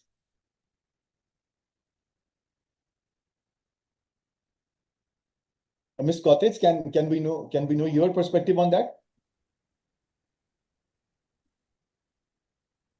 Yeah. Yes, sir. Can you ask again, please? No, I'm just saying that apart from sir, you, because you have been engaged with Dr. K as well, I was seeing your lecture, like you do have a very active participation. But I just want to listen from any other of the participants, like what they know about this vistas of prosperity and splendor. Do somebody knows about it? Okay, Yeah, so Stars of Prosperity of Spender is introduced by the last government. Sir, I know, sir, I know, Yeah, sir, I just want to listen from someone from the participants because Okay. because I want them also to participate a little bit in the program. Yeah, but I think that although the present government includes the new one, when it comes to that, the essence or the basic principles are the same. That Yeah, the perfect. different programs, that when it comes to that, the strategies are basically the same with the small changes. However, that when it comes to the implementation, there may be some different projects and the tactics. Absolutely right. Thank you so much, Sir Amila. So thank you so much for your very worthy point of view.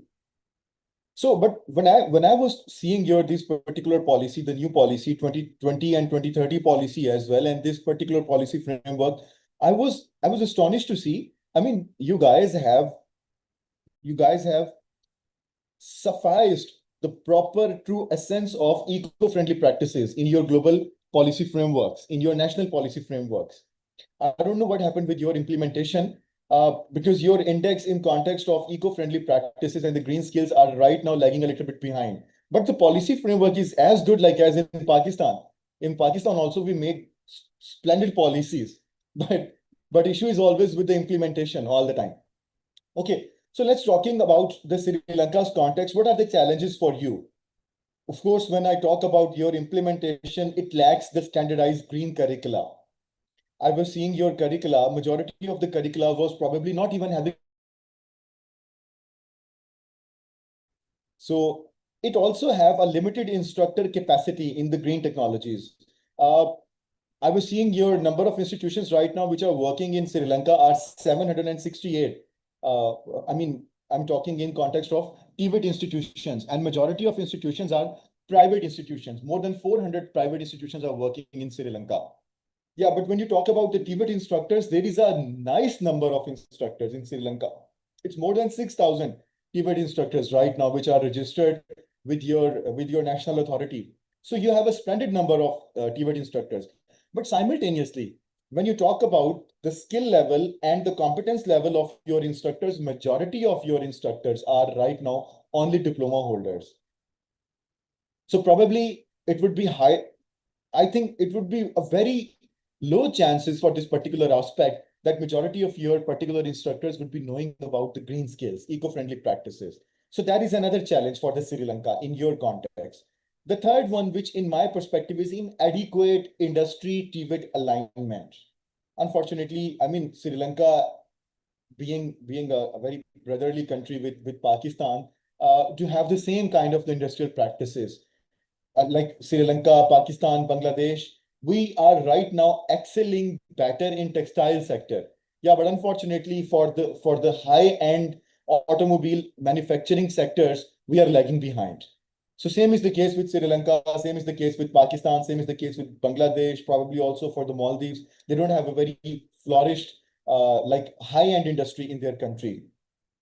So we do have inadequate industry TVET alignments like with each other. And also the fragmented integration of the green competencies. So whenever we are having our skill curricula development, so we don't have a very fragmented integration of the green competencies with each other. So, okay, when we talk about the opportunities, splendid opportunities for Sri Lanka, splendid, like as Pakistan. I mean, every year you have 320,000 new entrants coming into your workforce, which are supposed to be trained.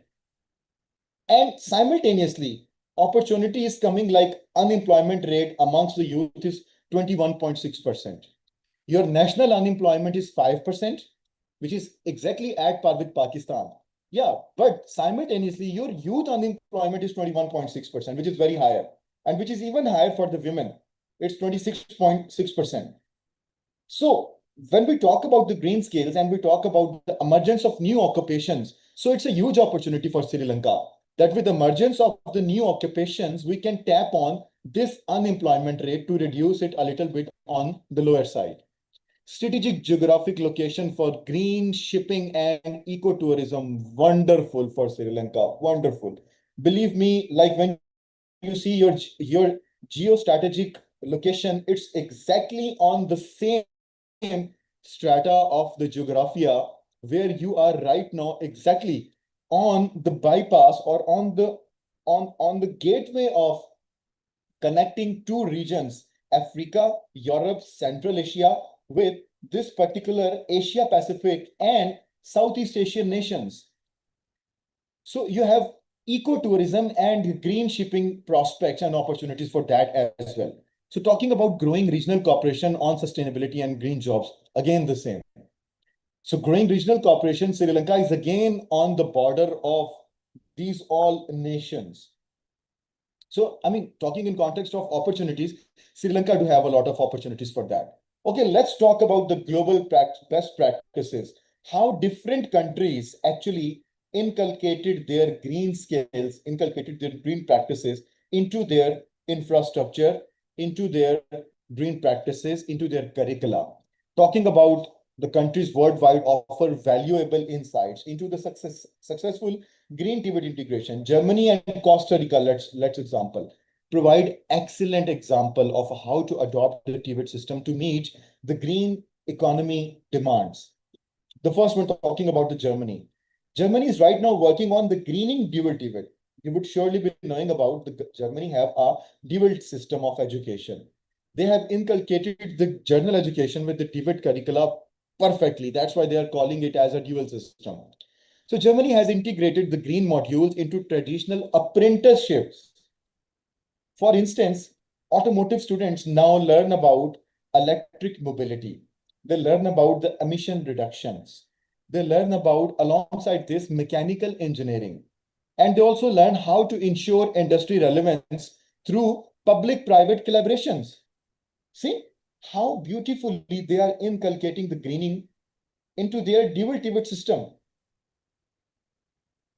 Just see about how they are doing it into their automotive sector, in their EV sector. Talking about the Costa Rica, they're more focused on the tourism right now. Costa Rica's eco-tourism focus includes TVET programs that train the students in conservation practices, waste reduction, and biodiversity management, and the graduates receive green certifications. So it's my question to every one of you. Let's listen from Sir Mr. Sumit.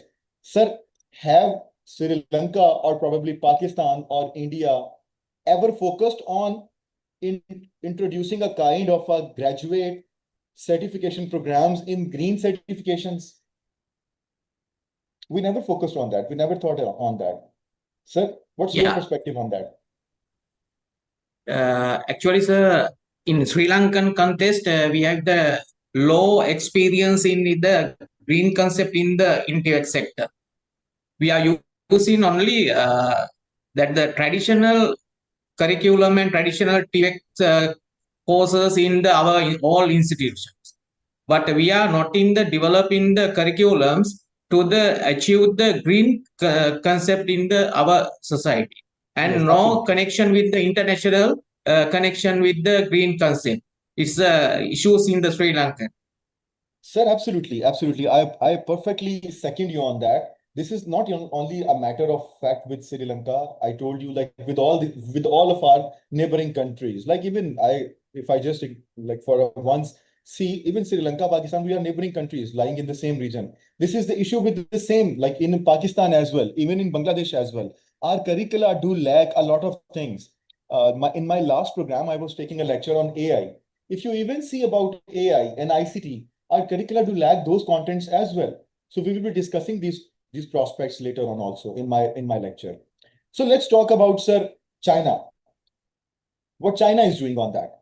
Further global examples demonstrate, like China and Philippines, demonstrate the diverse approaches to the green skills development within their TVET.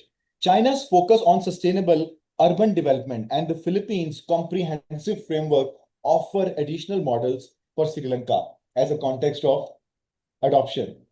What China is doing, China's TVET institutions offer national diplomas in sustainable urban development. See, new occupations emerging, new skills emerging, covering smart city technologies, green building material, and energy auditing. This prepares a workforce for environmentally conscious urban growth. So when I was like coming from the university, and so I got I got an opportunity to study in USA, also in China. I was often used to compare why our buildings like never look like as the buildings in China or USA look like. So at that time, I was not having an answer for that. Yeah, but today, after almost 17 years, I got an answer for that. Because we are not teaching our generations about energy auditing. We are not teaching our generations about green building materials.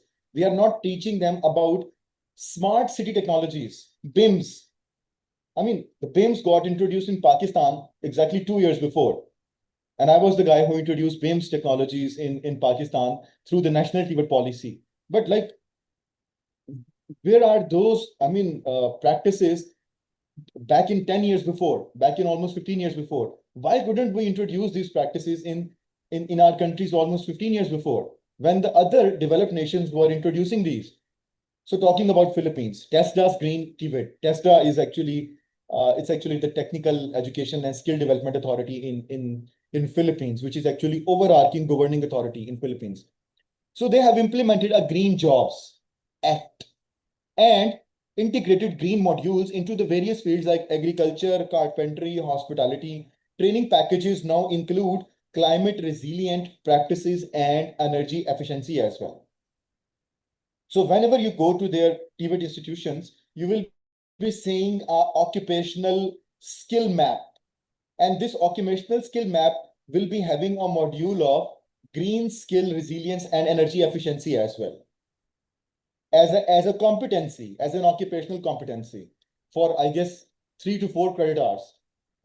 I mean, see how actually they have made it as a pivotal part of their curricula. Yeah, so Rwanda, one of the best examples for me when we talk about the adoption of green and sustainable practices.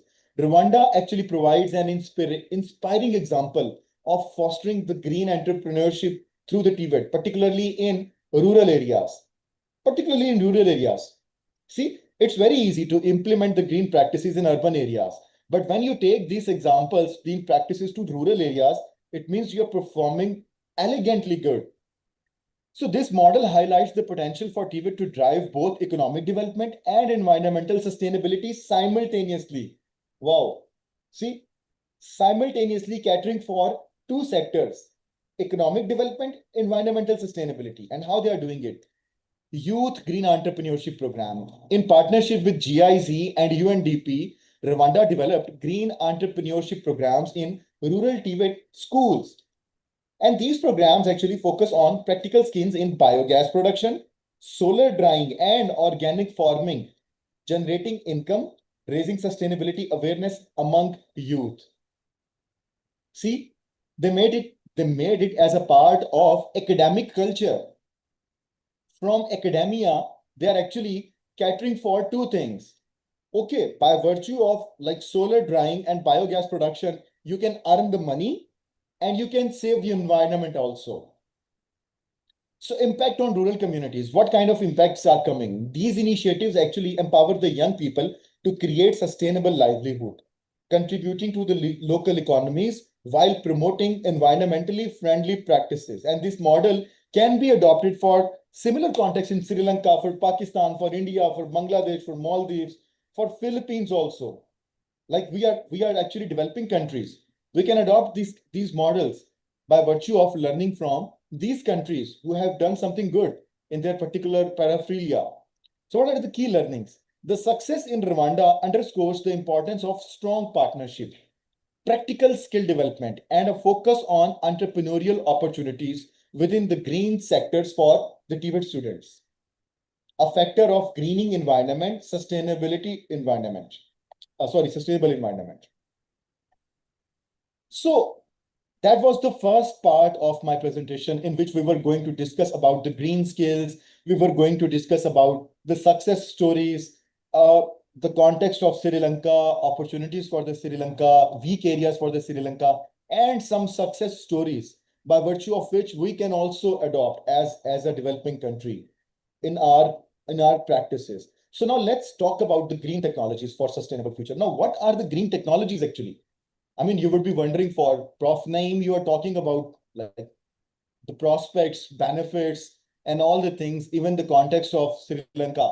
But also tell us what is the actually green technologies for which we should be focusing on. So here are the green technologies. Now we explore the integration of emerging green technologies into technical and vocational education and training paraphernalia to prepare our learners, Sri Lankan learners, Pakistani learners for the green economy.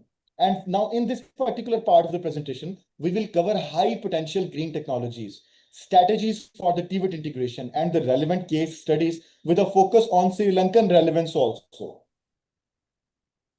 The first one is the solar photovoltaic systems. I mean, the guys like who are electrical instructors in amongst you would surely be knowing about what is this. When you talk about the green skills, when you talk about the sustainable skills, the first skill for me is about PV systems, solar PV systems. And the solar PV systems actually harness the solar energy through photovoltaic panels for electricity generation. Integrating this into the TVET involves the modules on installation, maintenance, and troubleshooting, along with the micro-credentialing in off-grid and hybrid systems also simultaneously. So entrepreneurship training on rooftop solar services is very crucial for both urban and rural households. So there is a case study also on this coming from the Surya Mitra program, which is being right now implemented in India. So how you can do it? You can do it by TVET integration, solar panel installation, maintenance and troubleshooting, and the micro-credentialing program in off-grid and hybrid solar systems can be made a part of our TVET curricula in electrical domain. See, that is how we can greenize our TVET curricula. We can make it sustainable for the coming generations, making eco-friendly practices, sustainable practices for energy efficiency and the conservation of energy. So entrepreneurship training for the rooftop solar services. I mean, we just take it as a luxury. Okay, fine. So like my students, probably 2 or 3 in the classroom can go for the solar installations in the houses, in the domestic households. No, make it as a part of curricula. to greenize your TVET curricula. Make it as a part of your electrical curricula.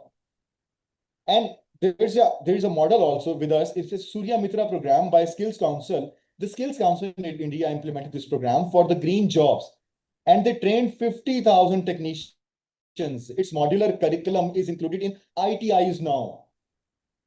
They made a curriculum, they made a module, and now that particular module is a permanent integral part of their electrical curricula. You would be saying it's an ordinary thing, like we can make it, no problem for that. Sir, that's what actually not happening. We're not doing it. We are not making these modules as a part of our curricula. So now actually, this successful integration teach us, like for you, for us, that we can make it as a part of our curricula. For Sri Lanka, like I studied your program, Sri Lanka aims to achieve 70% renewable energy by 2030. That is your national goal right now. And how you can achieve that? TVET institutions like NITA and DTET, they can spearhead the programs and they can launch the certified short courses on solar PV.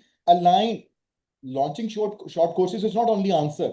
Aligned with CEB and LICO solar projects, which is the global initiatives. So that is actually where the prospects for you lies. So for me, like second most important green technology is green building and sustainable construction.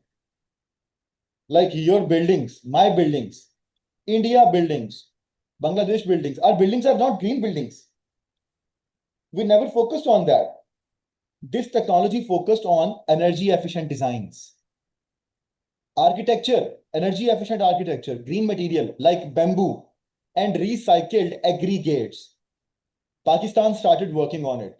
Right now, a few roads in Islamabad, they are actually green roads. And what is that?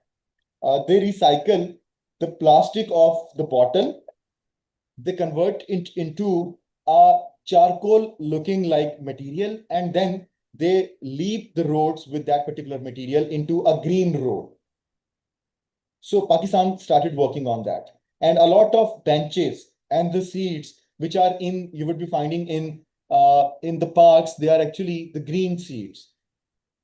Manufactured from the disposable or probably some kind of such polyvinyl materials. So I don't know whether Sri Lanka has started these practices, but we will have to enhance this practice. We will have to keep these practices on a higher quantum level. So we will have to work on recycled aggregates, passive coolings. See, instead of working on installation of air cons, why don't we work on passive cooling? If you come to Manila, you will be seeing that buildings are right. This building in front of you, this is a depiction and illumination of one of the buildings here in Philippines. So it's a green building. You don't need a lot of air cons when you make your building green, like through the passive cooling, water saving technologies in construction. TVET integration includes the diploma in sustainable construction. I have a question for you. Has Sri Lanka so far introduced a diploma in like this, what do you say, diploma in sustainable construction or the green practices? I guess no, sir. Because I have seen your qualifications which introduced so far. You have introduced 370 qualifications so far. Diplomas and short courses. I could not find this. Even Pakistan could not introduce this diploma so far. So we will have to focus on introducing the diploma in sustainable construction, workshop on leads. We will have to introduce the workshops on EDGE certifications. Do somebody know about the LEED and EDGE certifications? Anyone from my sweet participants? I would like to listen from someone like Miss Hasini. Miss Hasini. Can I have your attention, please? Ma'am, you can unmute your mic. Yeah, sure. Yeah. So, madam, what you know about? Do you know about something like about green certifications or sustainable certifications like LEED or EDGE certifications? Yeah, I have no idea, sir. It's okay, no problem. To know something is not something like is a dismerit. I would be asking someone else. Someone else, sir Nayana. Sir Nayana Kirti. So can I have your word, please? I have no idea, sir. Sir, any input coming from your side for sustainable But certification? the leads is a kind of the certification about the green buildings that as I know that some hotels in Sri Lanka they have obtained the LEED certification. I think that Kandalama hotel they do have, and also that the rainforest ecology they do have that certification. There may be more as well. Yes, yes. Thank you so much. Thank you so much. It's actually eco-friendly green services provision certifications. So every one of you, like my sweet participants, Miss Hassani, Sir Nayana, also my due regards and my due appreciations to every one of you to be there with me. You can write down. It's actually leadership in energy and environmental designing. So lead, L-E-E-D, lead. You can also see it in my presentation. It's actually leadership program in energy and environmental designing. And there is another program which is named as EDGE, E-D-G-E-H. So this program is excellence in design for greater efficiencies. So, sir, I don't ask that Sri Lanka or Pakistan can immediately jump towards introduction of these kind of diploma courses. Yeah, but at least we can start introducing seminars, conferences with our instructors to have certifications on LEED program, on EDGE program, green and sustainability certification programs. So, and hands-on labs for the sustainable site management. Excuse me, sir. Could you repeat that? What is the meaning of EDGE? EDGE is actually, yeah, absolutely. I'll repeat you. I'll repeat, no problem. It's actually excellence in design. Excellence in design for greater efficiencies. For greater efficiency. Thank you, sir. Yeah, you're welcome for that. So when you talk about the green building and sustainable construction, we talk about sustainable practices. Diploma in sustainable construction and workshops on green building certification techniques are supposed to be launched in our countries.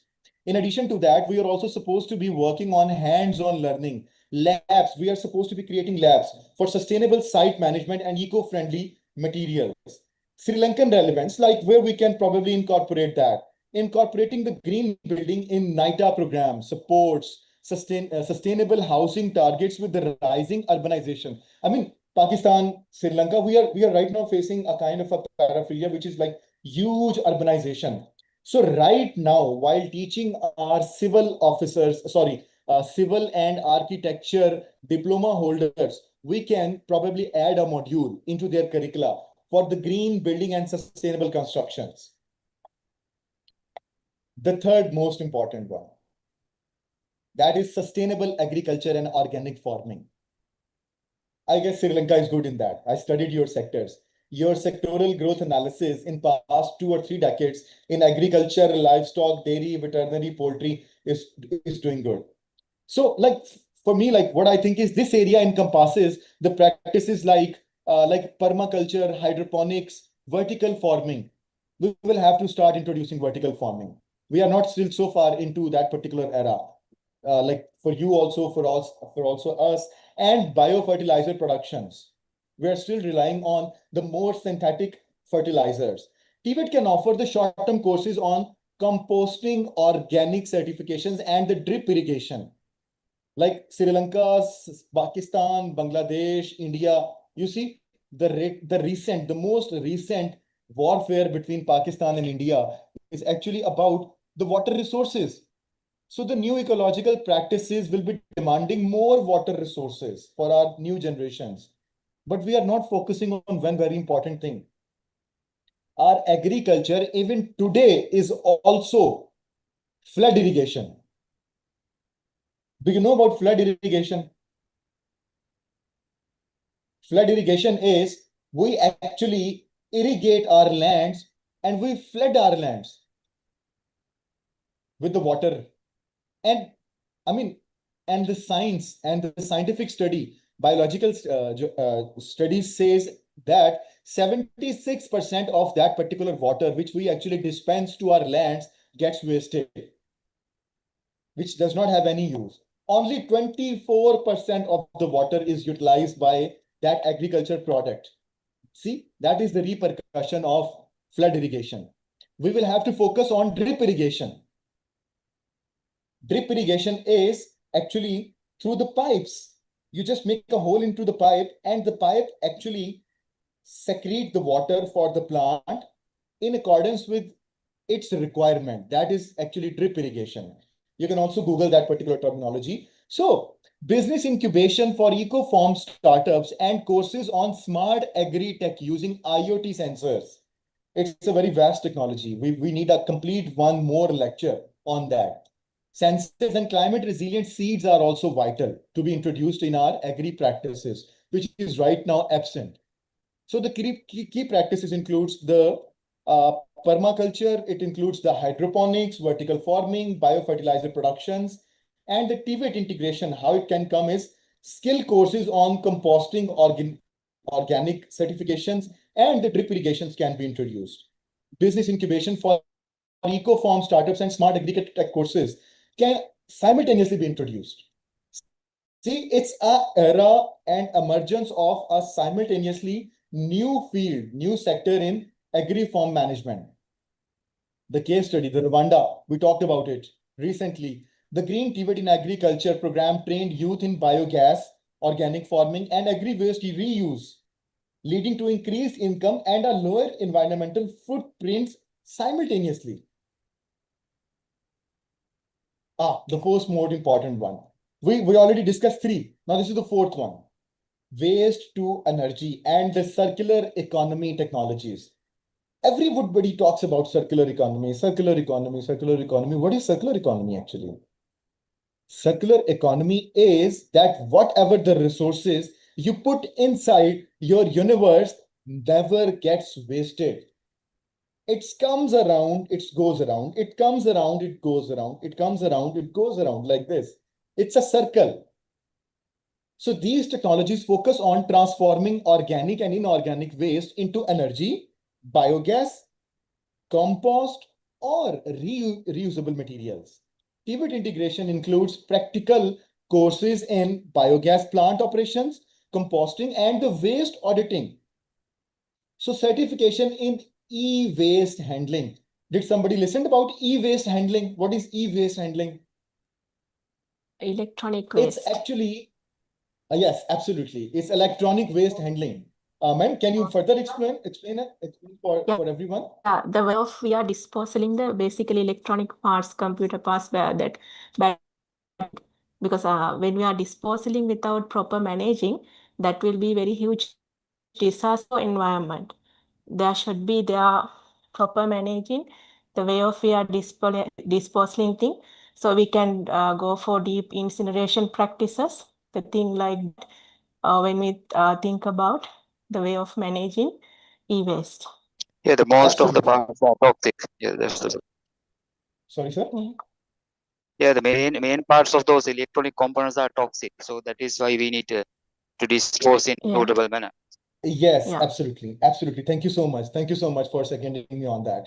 And sustainable packaging technologies also, along with, Dr. K was talking about sustainable packaging technologies includes the use of like organic papers for the sake of packaging, which are right now probably after once you get it used, so it can be disposed of, it can be recycled. So it's more like a cycle we talked about. Whenever you put some kind of a resource into this cycle, this resource never gets waste. It just keeps on circulating and just remains into your universe, into your world. So that is actually green circular economy. So we will have to talk about the waste to energy. So waste transformation, converting waste into energy, biogas, compost, or reusable material. We never made it as a part of our curricula, unfortunately. We never talked about the practical training courses in biogas plant operations, composting, and waste audits. There are very few number on that. And see, even when the countries like as us, whenever we conduct our demand and supply analysis, at that time even, we never cater for the skill demand requirements for such trades. I recently, like before joining Colombo Plan Staff College, I completed one national demand and supply analysis for my country in Pakistan. So that was carried out back in 2023. So when I conducted that demand and supply analysis, so it was a big think tank who was working with me. Everybody was talking about fashion designer, dressmaker, hand and machine embroidery, electrician, welder, plumber, carpenter, all conventional and orthodox skills. I said, where is the prospects for the emergence of new skills? We haven't even studied about the emergence of new skills and its prospects. When we talk about sustainability, when we talk about renewable energy, when we talk about conservation of energy, when we talk about eco-friendly practices, when we talk about BIMS practices, when we talk about control of the mechanical vibration, do you know, even this is also a skill in industry. Do we have some kind of an industrial engineer with us right now? Do we have any industrial engineer with us right now in audience, in my sweet participants? Okay, let me explain you on that, because that is my field also. So what happening is, you can put a device on the machine like this, and this device will calculate the random vibrations of the machines. And by that particular means of calculation of the vibrations, you can assess that the efficiency and the yield percentage of your machine is good or not. And if yield percentage is more than 89% or 90%, machine is performing good. And if it's lower than that, it means that energy which you are actually putting in for performance of that particular function is going all wasted. So new skills are emerging, but unfortunately we are slipping. I'm sorry for that. Like, it's not about only for Sri Lanka context. It's for every developing country, for my country as well, for even Philippines also. I saw their occupations when they conducted the demand and supply analysis for their country. They're just talking about very conventional 470 skills only, and all about welder, electrician, plumber, carpenter, scaffolder, or health services or hospitality tourism. No emergence for waste auditing skills, no emergence or introduction for the biogas, plant operations, composting, incineration of the waste garbage, no emergence for zero garbage skills. So we'll have to incorporate these skills into our TVET curricula. Sustainable practices, certification in e-waste handling and sustainable packaging technologies will have to be introduced, which is right now not even the part of our demand and supply analysis and our sectoral growth analysis in our country. The fifth most important, which we cannot abstain from, is electric mobility, e-mobility. E-mobility actually encompasses electric vehicles, EVs, charging infrastructure, and the battery recycling and the maintenance.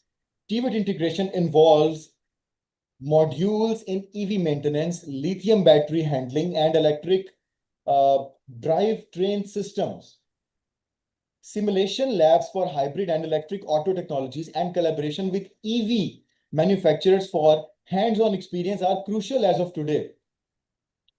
Okay, let me ask you on that. How many, like we are all are like TVET instructors, how many institutions of yours right now do have EV simulations in your institutions?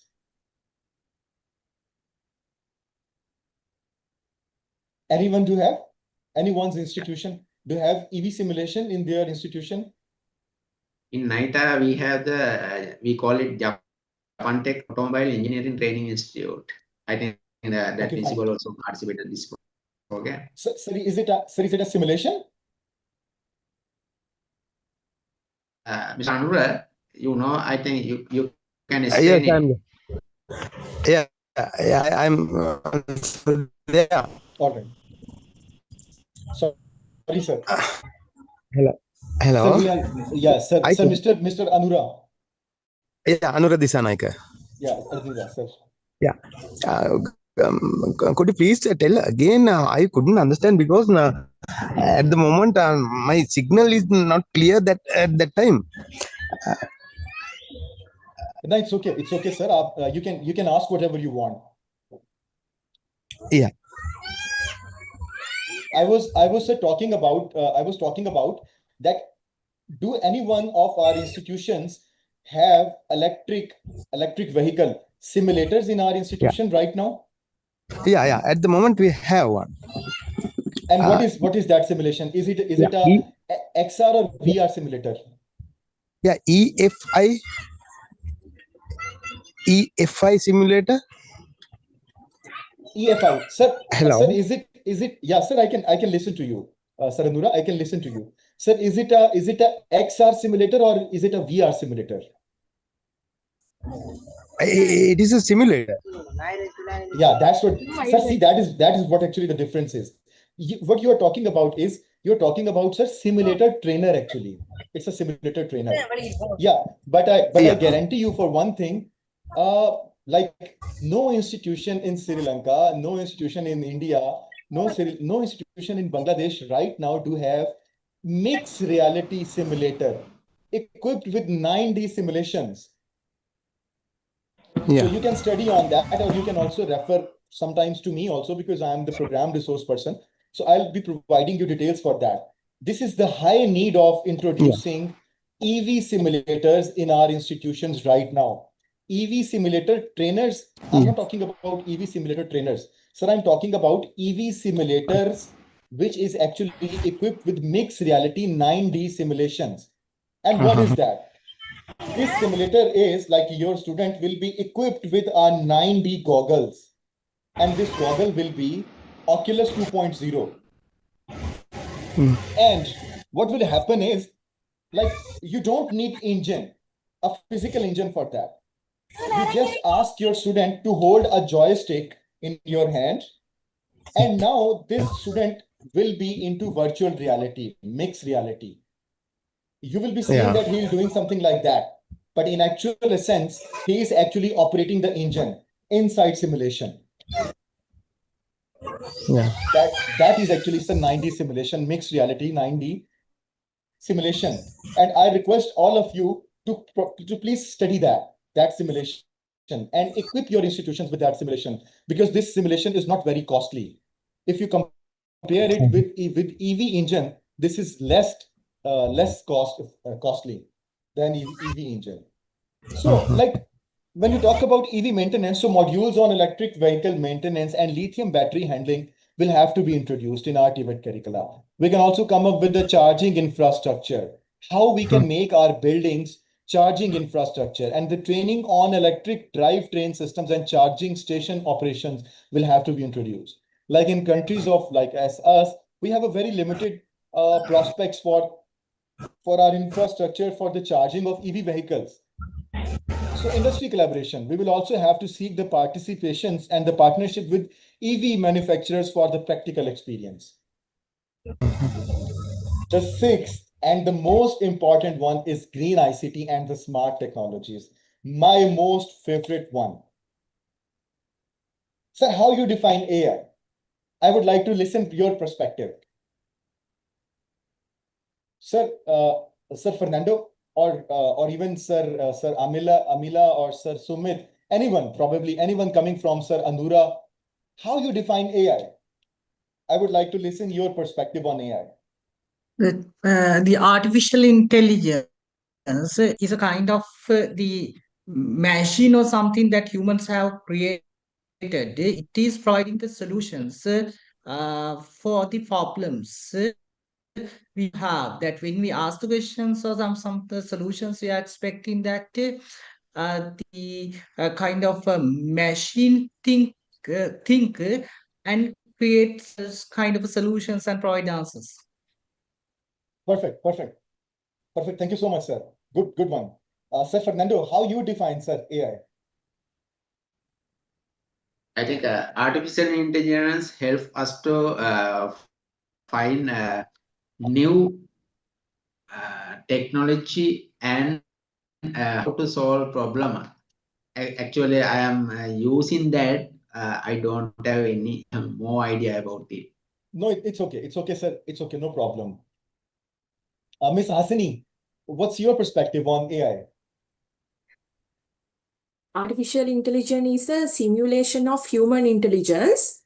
Actually, human intelligence processed by machines, especially computer systems, something like that.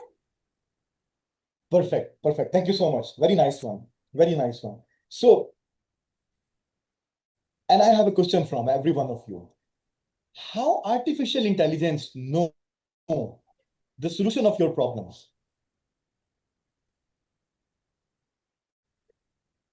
Can somebody respond on that?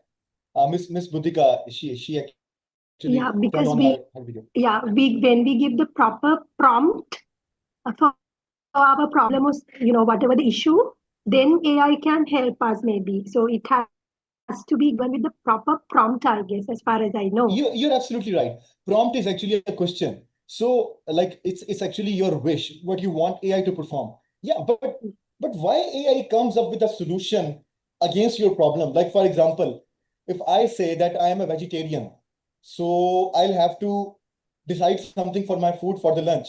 And I like these things, like this, and this, and this. Suggest something for me to eat. It's a problem for me, but AI knows the answer for this. How AI knows? Because AI has handled such questions previously. I mean, it's fed with data Yes. of previous It's fed with data. scenario. Yeah. Yes, thank you so much. Thank you for complimenting me. Because AI do have the repository of your all data. The data coming from Miss Hasini, the data coming from Sir Nayana, the data coming from Sir Emilia, Sir Fernando. Like Sir Fernando will keep on prompting like a number of things. So AI is all the time storing every information. So majority of you guys would be having information about literature review. What happens is literature review is actually repository of all the knowledge which is actually carried out in the past. So from that particular repository of knowledge, we extract a gap. And out of that gap, we identify a problem for the society. And against that particular problem of the society, again from the literature review, we find out a solution. And from there, we comes up with the research questions and objectives. And that's how we actually constitute our theoretical and analytical frameworks. See, that is actually AI works for. It collects the data, it collects the information from me, from you, from everyone. And by virtue of collection of that particular data, it constitutes a solution for every one of you. So now, when you talk about this, now I would ask every one of you, it's a very simple thing. Have we made AI as a part of our curricula? We never thought about it. And actually AI has a cross-cutting implication in every field. It's implemented in textile, it's implemented in garments, it's implemented in cooking, it's implemented in food technology, agriculture, business information system. It's implemented in services, hospitality, tourism, livestock, dairy, veterinary, every sector, all across, manufacturing, everywhere. But when we talk about its particular implementation, we never made it as a part of our like ICT. So, as a part of our curricula. So this involves actually using AI, IoT, Internet of Things, and cloud-based monitoring systems to optimize energy, waste use, and reduce emissions. TVET can offer courses on IoT for smart farming and AI, for the energy efficiency, for the green practices, basic coding for green automation systems, and the smart energy management system modules for building technology are also important areas for the focus. So I would like to quote one of the very interesting projects of one of my friends here, who actually adopted AI, IoT, and cloud-based monitoring simultaneously in his project for the eco-friendly green skills practices for the conservation of energy. How he did? He was a student of satellite sciences. He was doing PhD in satellite sciences. I'm talking about one of my friends. What he did was, by virtue of satellite sciences, he studied about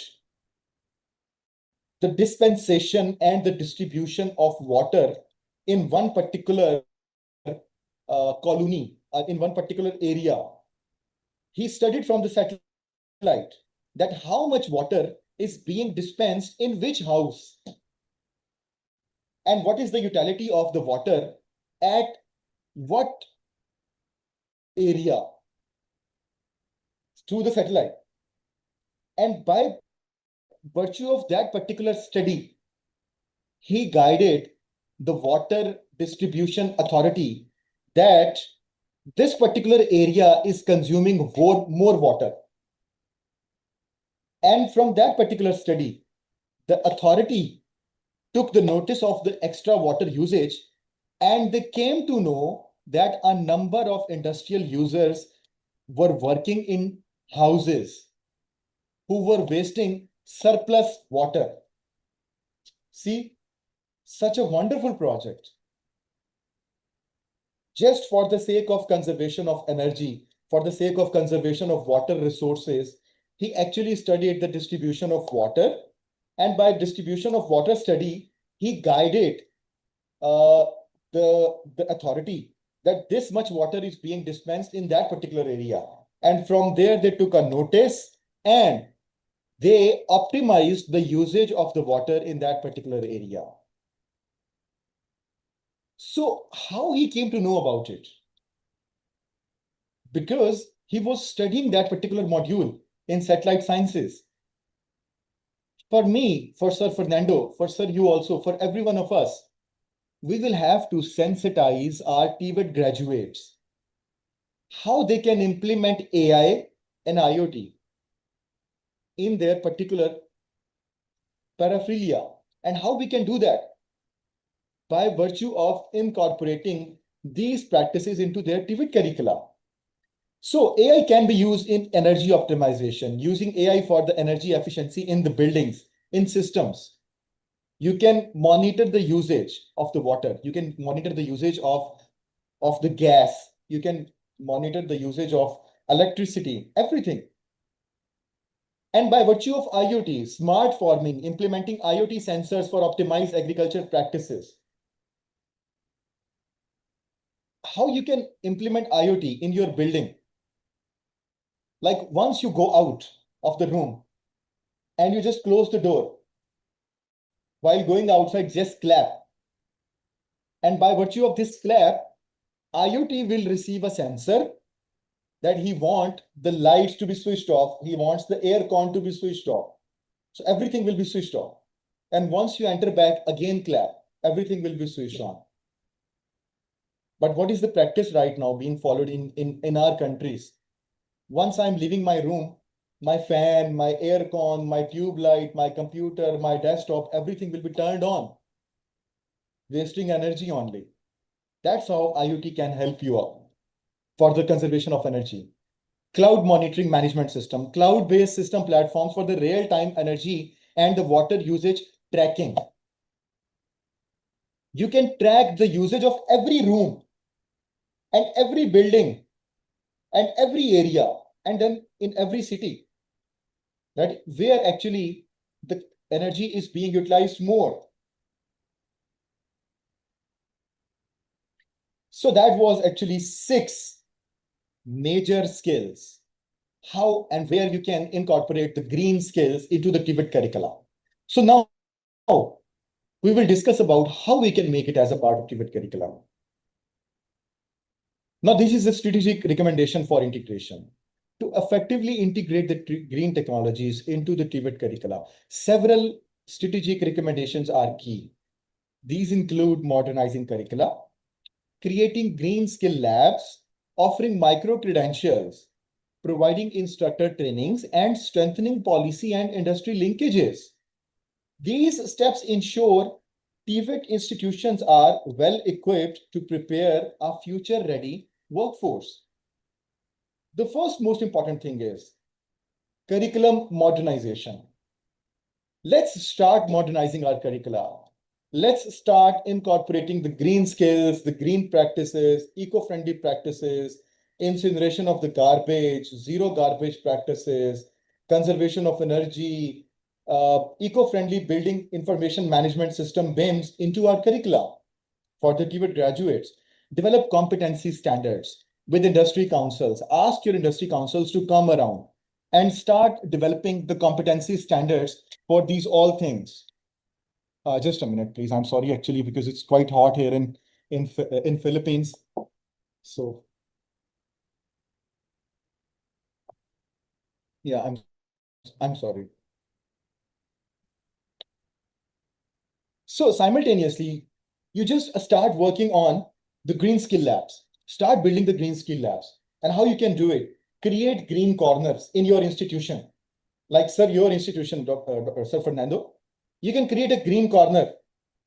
And what that green corner will do is, this will showcase a real-time system, the green practices, and encourage your students to make their green simulations, their green conservation practices, and to showcase that green skill practices into your green skill labs. The third thing, micro-credentialing. Start offering a stackable training, small modules for emerging green job demands. That what kind of the green jobs will be emergent in the coming era for your particular sector. Instructor training. As an organizer, as a policymaker, organize national green master trainer programs. We talked about 2 programs. And what was those programs? Lead and Edge program. Let's start organizing the conferences, seminars on such programs. Last, most important thing, as a policy student, I would say it's a policy linkage. Dr. Fernando, Dr. Amila, Ms. Hasini, probably even Ms. Buddhika, we cannot do it in isolation, in dire isolation. We cannot do it in silos as an instructor because we are not the policymakers. We will have to sensitize our policymakers for that. To integrate green tech in intermediate, secondary, higher secondary courses, in their roadmaps, in their TVET policies. We will have to make it as a pivotal part of our policy right now, as a strategic roadmap into our national TVET policy, into our education policy, and everywhere. So that is where actually how curricula reforms can be probably introduced. To prepare Sri Lankan youth for the green economy, TVET system must undergo significant transformation across several key areas. This integration is crucial for the building a future-ready workforce. The first one is curriculum reform. Embed environmental awareness and climate changes adoption into all courses, not one only, not electrical, not architecture, not the civil, everyone, even in ICT courses, services, hotel management, tourism, everywhere. Don't get confused with this picture. The spelling would be something other way around. It's actually written in German language. So the second one is instructor upskilling. Develop master trainer programs in green technologies and collaborate with industry for continuous professional development. The third one, certification and accreditation. Align your national competency standards with the green skill frameworks, global skill frameworks, not the local only, not the regional only, global skill frameworks, and work with bodies like APEC. You can start working with APEC for that. Asia Pacific Accreditation and Certification Commission. They will sensitize you on that. So, and like lucky for you, Dr. Kesavan is actually the chairperson for APEC, Asia Pacific Accreditation and Certification Commission. And I am the co-chairperson for APEC. So we can also provide you a hand-holding, how you can make your institutions green, eco-friendly, conservation, energy practices friendly. So also with NVQ for the quality recognition. Industry partnerships, start building partnerships between your institutions and your industry. Build industry clusters around green innovation and establish green centers of excellence in collaboration with the private sector. First, start building the green corners and then opt for building the centers of excellence for the green practices. So that is the conclusion for my whole presentation. Integrating green technologies into Sri Lanka's TVET landscape is a forward-looking investment For once, you will be thinking, oh, this will require a lot of money, probably resources, energy, efficiency. Yeah, but simultaneously, focus on one thing. It's a forward-looking investment. For how much decades, Sri Lanka or Pakistan, we want to remain as a developing country only? We will have to look forward for that. And as a forward-looking investment, we will have to start making and integrating the green technologies into our TVET landscapes for the climate resilience, for the youth employment. See, 5%, 6% youth employment is pondering. It's very high. And sustainable national development by aligning curricula with the technologies like solar PV, sustainable agriculture, EV vehicles, waste to energy management systems. Sri Lanka's TVET sector can lead the charge towards a greener and more inclusive future for the whole region because of your geostrategic location on the globe. So now these are, like I mentioned, like 4 examples for where you can probably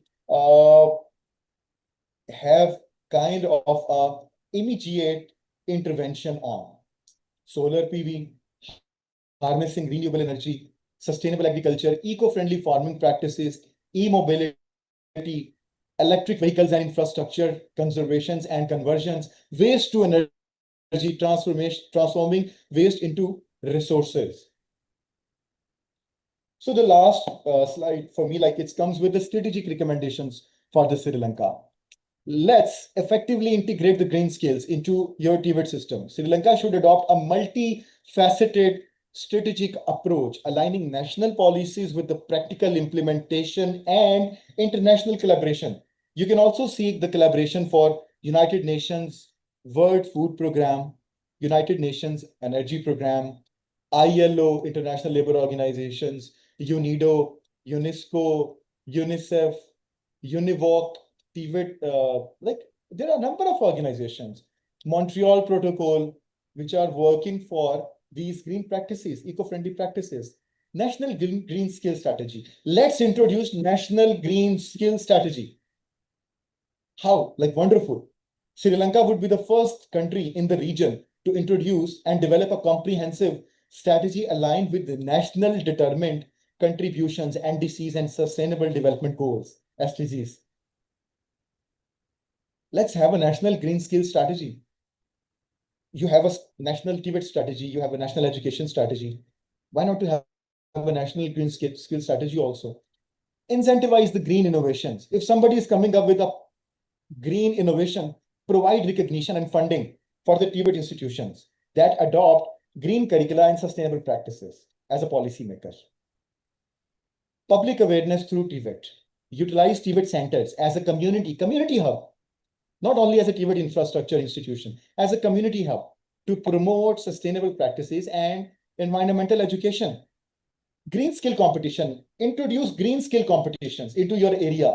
Establish competitions and showcase to encourage innovations amongst the students, such as solar power projects or zero garbage or the garbage incineration projects or something like that, or recycled craft. And start initiating like international collaboration. Start working with partnership with organizations like CPSC, UNESCO, UNIVOC, and SEMIA-WOCTEC for expertise and the resources and the knowledge sharing across the borders. Conclusion, a pathway to sustainability. Sri Lanka stands at a critical juncture, for me in my humble submission, in its development journey right now. By embedding the green skills and the technologies into its TVET system, the country can cultivate a future-ready, environmentally responsible workforce. And see, one thing more which I'm always talking about, this is not just about economic opportunity. It's not only about an option, just a casual option. It is actually a pathway towards the national resilience, equity, and sustainability for the developing countries like us. TVET instructors like you, like me, and the stakeholders, policymakers like you and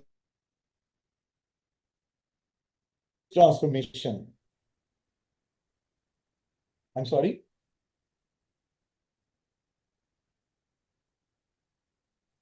Okay, I'm sorry. I thought somebody probably talked about something. Okay, so the seeds of the change are in classrooms. Your classrooms, your class hubs, your workshops, your labs, they are actually seeds from where you're supposed to be cultivating these skills, these green practices, eco-friendly practices.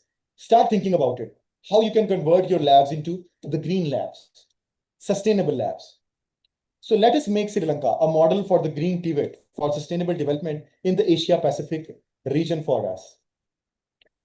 So here, I thank you for everyone for your very patience hearing. Let's make Sri Lanka and the globe green and sustainable for our upcoming generations. Thank you so much. Thank you, sir. Thank you. Okay, thank you, sir. Thank you so much. Thank you. Thank you, sir. Sir, may I ask some question? Sir, absolutely. Absolutely, sir. Sir, you have introduced some two programs for our TVET sector, LEADS program and Excellence designed for great efficiency. Then we like to engage our instructors to this this program. It is very important for our trainees. Therefore, is there are some opportunity to participate this LEADS program and Excellence Design for the Greater Efficiency program? Sir, absolutely. There are a number of organizations, international organizations, like who are introducing such kind of programs. And even a number of organizations are right now sponsoring for these programs. If you talk about like Montreal Protocol, they are right now implementing these programs. The United Nations programs, they are also probably introducing these programs. And also there are a few national agencies, like in Philippines, it's the National Disaster Risk Reduction and Management Council, which are introducing these programs. So you can also write the name for this. It's NDRMC Philippines, which are introducing these programs. So yeah, so like these, there are a number of such other organizations who are probably introducing these programs. So US Green Building Council, they are also introducing these programs. You can probably come up with a online opportunity also to tap on for the future for this LEADS program, for this EDGE program. And a few universities also are implementing, like Stanford University are also implementing. And probably you can find on the Britannica website. I'll be sending it into your message. There are LEED standards also.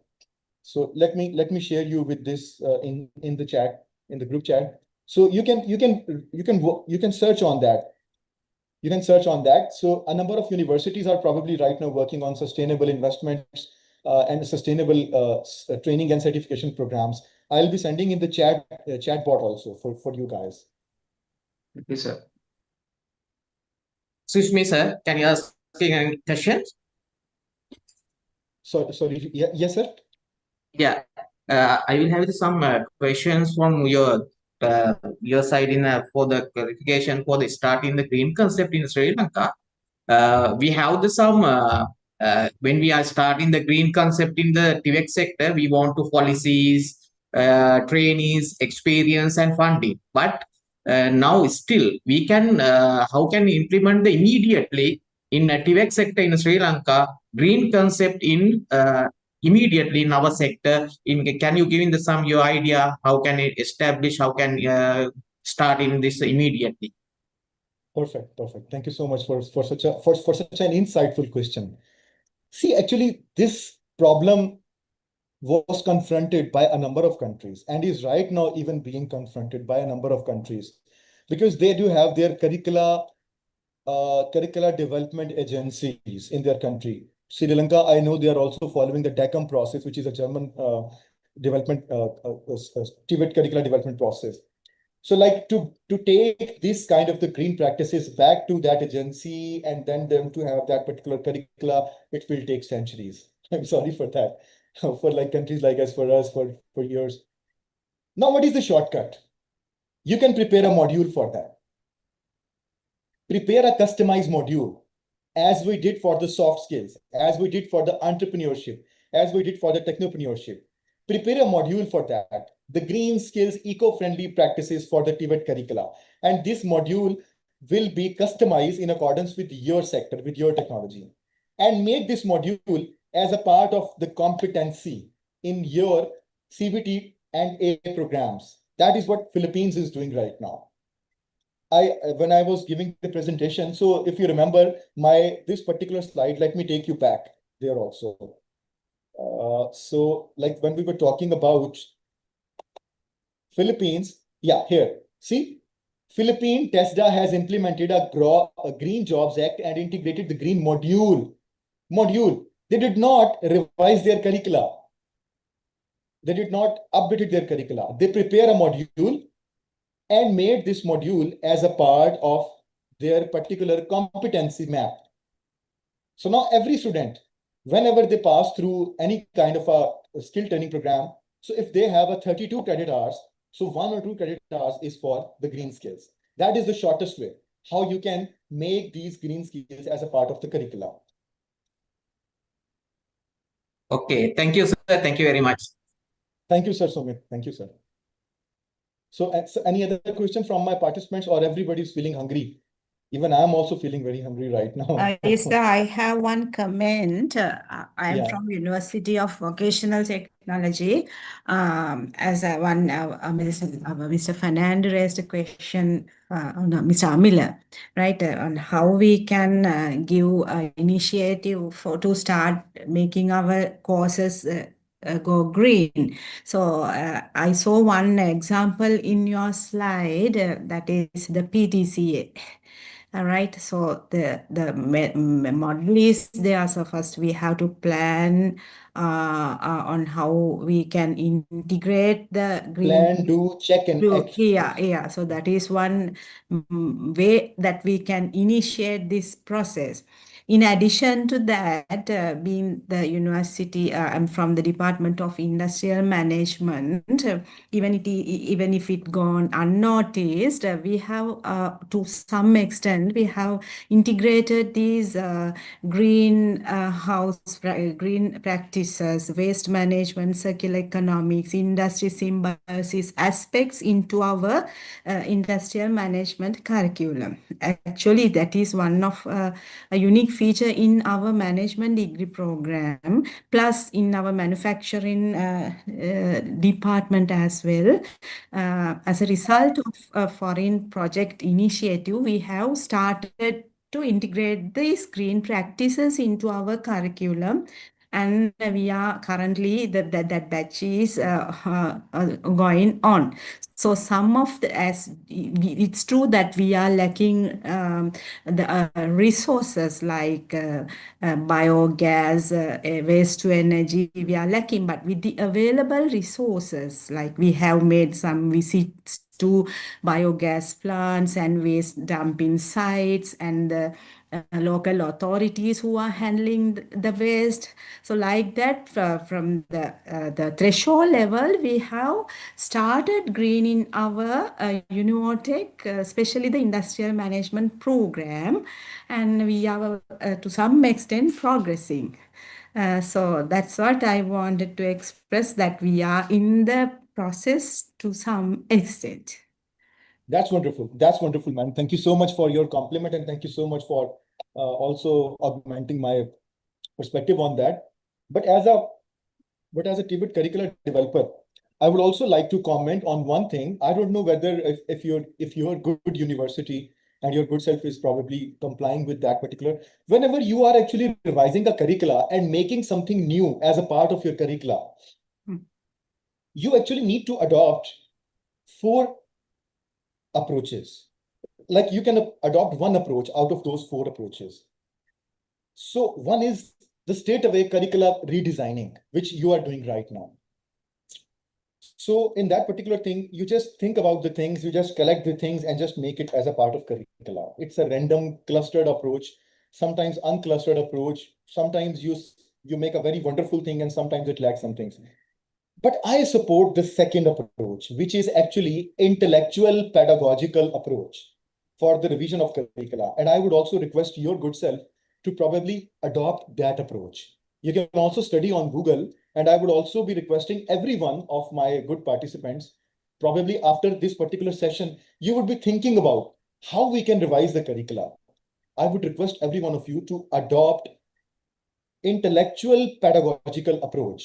Because under intellectual pedagogical approach, there are two frameworks. One is SAMR, Summer Framework. You can Google it, the Summer Framework. So the second one is TPAC framework, TPACK, TPAC framework. So what is summer? Summer is actually, you just pick up the curricula, you just substitute whatever you want to substitute, and then augment.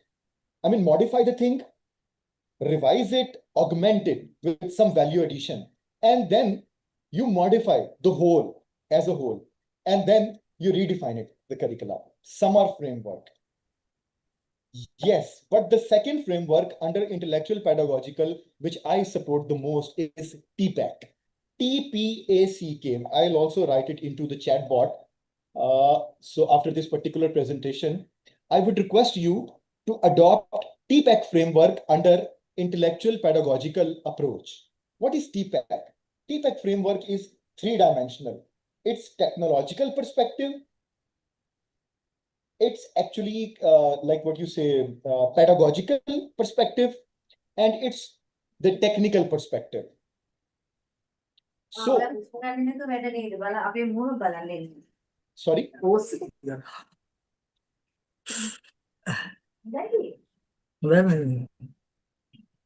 Sorry, sir? Sustainable development. Philippines. Sorry, sir. Somebody has something to say? All right. So, ma'am, that is my humble submission to you. Probably while revising the curriculum, rather I'll submit to everyone. Do study the intellectual, I guess, in the next lecture, because you also have a lecture with another resource person who will be discussing on the curricula revision strategies and approaches. So I would be requesting to every one of you that while making these green curricula and green module as a part of your curricula, do adopt intellectual pedagogical approach. And by virtue of that, do adopt the TPAC framework. That is the most intellectual framework. Because see, sometimes you make a curricula like more compatible with your technical requirement. Sometimes it caters more towards the pedagogical side, and sometimes it caters more towards the technological sides. But when you will adopt TPAC, you will be knowing it that you are supposed to be adopting which one as a more.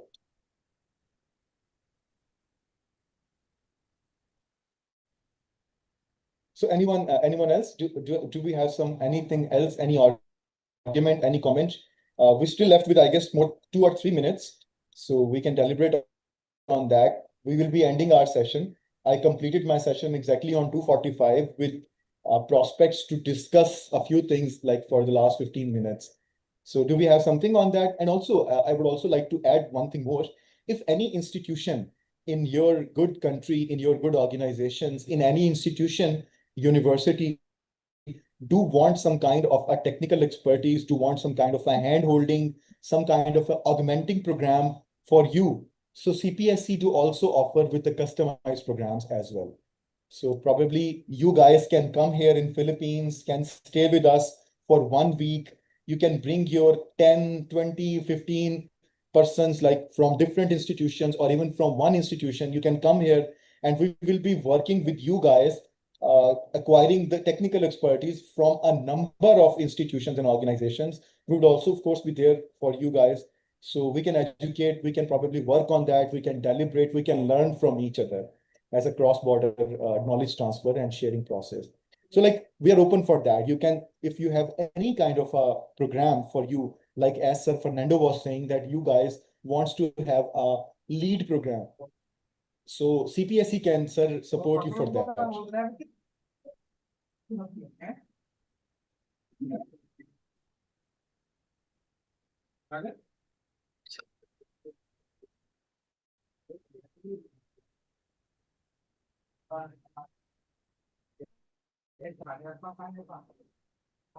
So I'm writing right now,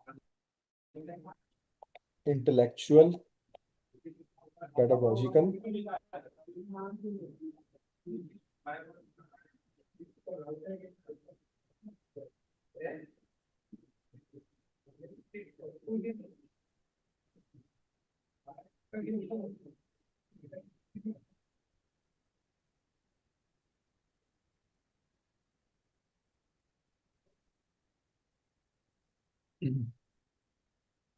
So thank you so much, sir. That is all from my side.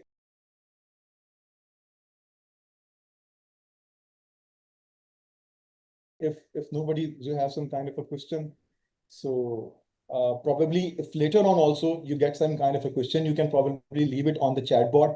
So I'll definitely be responding to that. So here is the end of my session. My presentation entitled Integrating of Green Skills in the TVET Curriculum. So actually, this is one of my presentation and my the introduction to the workshop prior to the workshop that we're going to do in this afternoon. Actually, I've been working with the different Green TVET since 2018 with the different stakeholders, and including the RP and ICP here in the Philippines under Colombo Plan Staff College. So I was a former faculty specialist of a Colombo Plan before 2018 to 2023. 2019, I'm sorry. 2018 to 2019. So the presentation outline is about for a moment. Integration of the green skills, the introduction of green skills in the TVET, green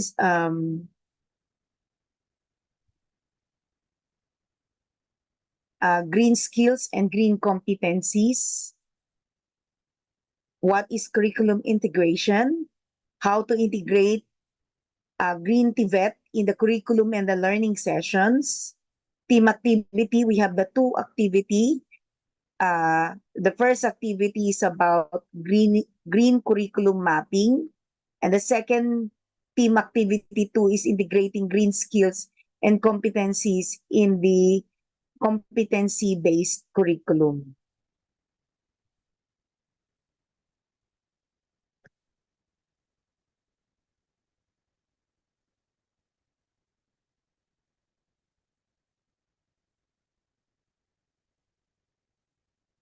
Okay, so the rationale of the integration of these green skills is to meet the demands of the emerging sectors, at the same time to respond to the environmental challenges and promote inclusive and sustainable development.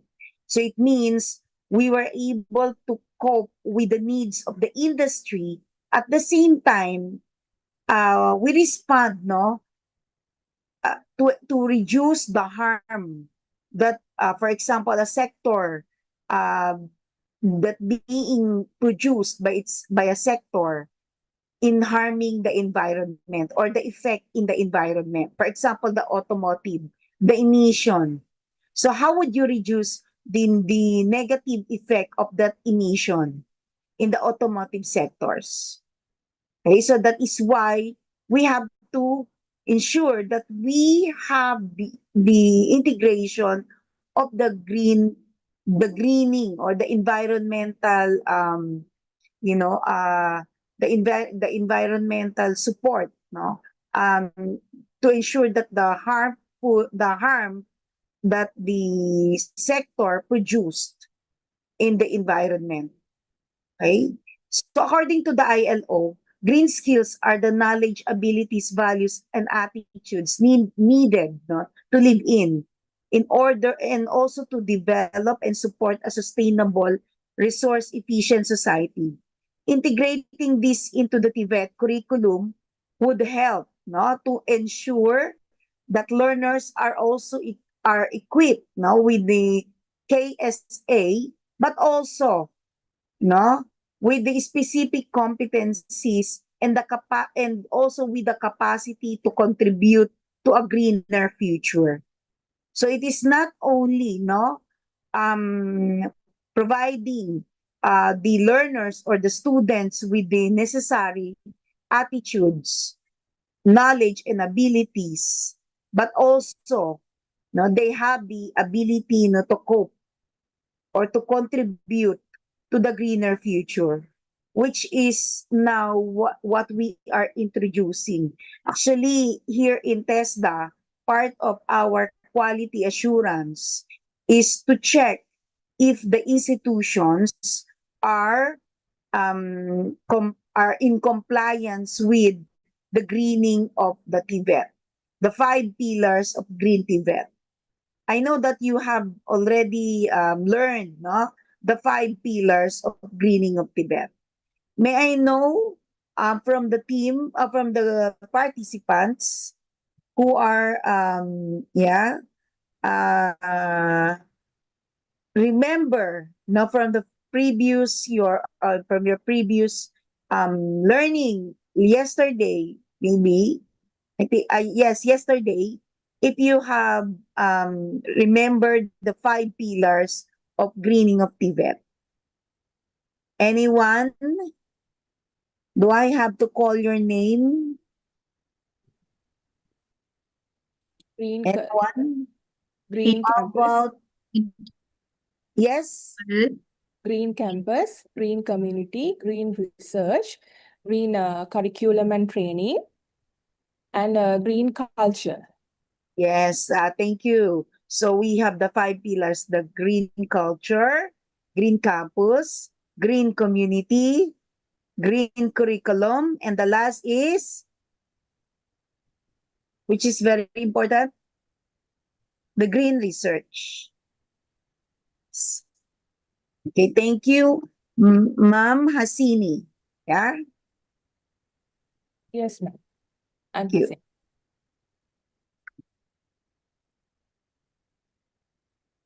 Next.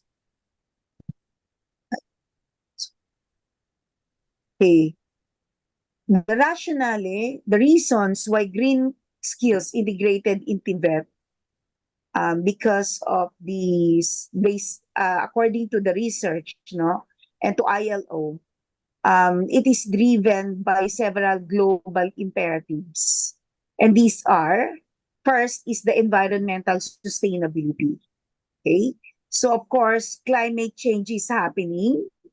We have also the resource depletion and environmental degradation. Demand a workforce capable of mitigating ecological harm through green technologies and sustainable practices. So this is cited by the UNESCO UNIVOC. So when I was with UNESCO, so part of our curriculum development and part of the training that I had conducted, I've been working with UNESCO for different projects in Africa, and part of my training conducted is about the integration of green skills, the integration in the curriculum. So how we're going to cope, no, with the demand, of course, of the workforce, the skills, and the demand, no, of workforce who are capable of mitigating ecological harm through green technologies. So it means there are competencies, no, that might be, they said, removed or totally, change or eradicated. They said totally different, because from the traditional, for example, plumbing, we're now proceeding with the, they said, more eco-friendly plumbing, the eco building construction. So maybe there are skills that might be removed, and or the competencies might be removed and completely change, no, into a new set of competencies or even sets of qualification. The whole qualification or a course will be changed into more eco-friendly programs. Okay, so that is now emerging. When you say emerging, it's happening now, but not with all Asia and Pacific, but maybe it's starting. When I was in Fiji, I had the training there for the evaluation. I've seen that the workshop in the automotive change. Why? Because they are no longer 80%. They are no longer using the automobile. You know, the cars. The trucks, it's no longer gas or diesel, but they are using more on electric vehicle. So in Fiji, because they are the one affected with the climate change. So they're really looking into changing the way they live, the way they use the automobile or the cars. Okay. So we have also the green job growth. This is what I was also explaining. The transition to green economies is creating new employment opportunities in sectors like renewable energy, sustainable agriculture, and eco-construction. The TVET institutions must adapt to supply the skilled workers for this sector. So we have to be proactive, not reactive. When we say proactive, we have to foresee that there's really change in the curriculum and the competencies in 3 to 5 years. Why? In the Philippines, we have now using the solar panel. For example, in our house, we have also solar panels, not to substitute the use of the usual electric power, but using also the other renewable energy or the solar energy. So it's happening. So we need more people who can install, who can work, who are competent enough to do this job on these sectors. So we have also workforce relevance and adaptability. It means embedding or integrating green competencies to ensure that graduates remain relevant in an evolving labor market and are prepared to innovate in response to sustainability challenges.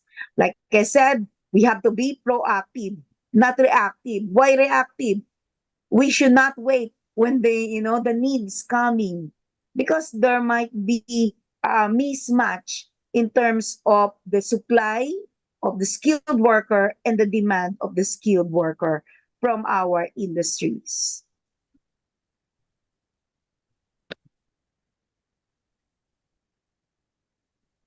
So we have to define what green skills and green competency. How do we differentiate? So when we say green skills, these are the knowledge, abilities, and values and attitudes required to live in and develop and support a sustainable and resource-efficient society. These are essential for all sectors, to enable the transition to low-carbon, climate-resilient, and environmental sustainable practices. This might be a technical knowledge, for example, energy-efficient technology, and soft skills, for example, environmental awareness and systems. So example of this is using solar panels, managing waste, conserving energy and water, and making environmentally informed decisions are examples of green skills. Whereas green competencies are specific, measurable, and job-related behaviors that integrate in environmental sustainability into workplace tasks. Actually, for example, with this is a green competency in construction might involve applying sustainable waste management procedures at a building site. So there are practical occupational settings and are aligned with specific industry such as construction, agriculture, hospitality. These are more on the core, no? Core requirements of a sector or a qualification. Excuse me. They guide curriculum development, training delivery, and performance assessment in the TVET systems. We mentioned not only for training, but also for the assessment. So when you say we will integrate, it is not only when we teach, but also when we assess our trainees or graduates. So we also have to integrate this curriculum. How many of you how many from this team are teachers or lecturer? So this is really important, no? It is also important for non-teaching if they would really use this as a part of the policy, no? That the integration of the greening of curriculum should be part of the policy in the institutions and or in the in the ministry of TVET in Sri Lanka. Okay, because the trainer would not adopt this unless otherwise there should be a clear guidance and policy. But we will provide important things, no? Important things on how this will be integrated and how are you going to contextualize the templates that I present to you in your own competency-based curriculum. But if you're using the international standard, more or less, we have the same way on developing our CBC or competency-based curriculum and our CBLM or competency-based learning materials or module. Because we have two outputs here in this workshop. So we'll do it in 2 hours.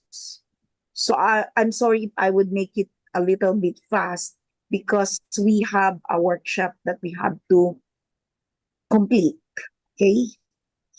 So another, green skills are broadly classified into actually 3 categories. We have the generic green skills. For example, environmental awareness, sustainable consumption, and resource efficiency. And also we have the second category, technical green skills, operating energy efficient machinery, managing eco-friendly construction. And the last, which is actually new, before we were introducing the 2, the generic and the technical. Now, we are also introducing the transversal skills. Okay. In 2018, we had the 2, but in 2020, UNESCO introduced the transversal skills. These are the critical thinking system, thinking and collaboration for sustainable innovation. It means it is not only we know, but we have to think outside the box. Okay, this is more on the project-based part, no? So thinking of like a research, innovation skills that the students or the trainees or learners should possess, not to become a competent green skill worker. Okay? So these skills enables the learners or the students to engage in practices that minimize environmental impact while improving economic and social outcomes. I am always telling my participants environmental impact, not outcomes, because impact is longer term. It means we cannot see the effect right now, right away, but we can see the effect that we do in the 5 or 10 years. It's much longer. Okay, so that's why we have to be proactive. We prepare now so the effect in the longer term will be more positive.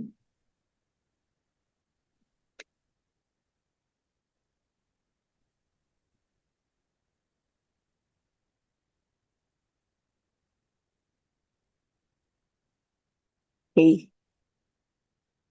Sample of green skills, generic, no? Generic. So you can use this now when you are doing your workshop as practice.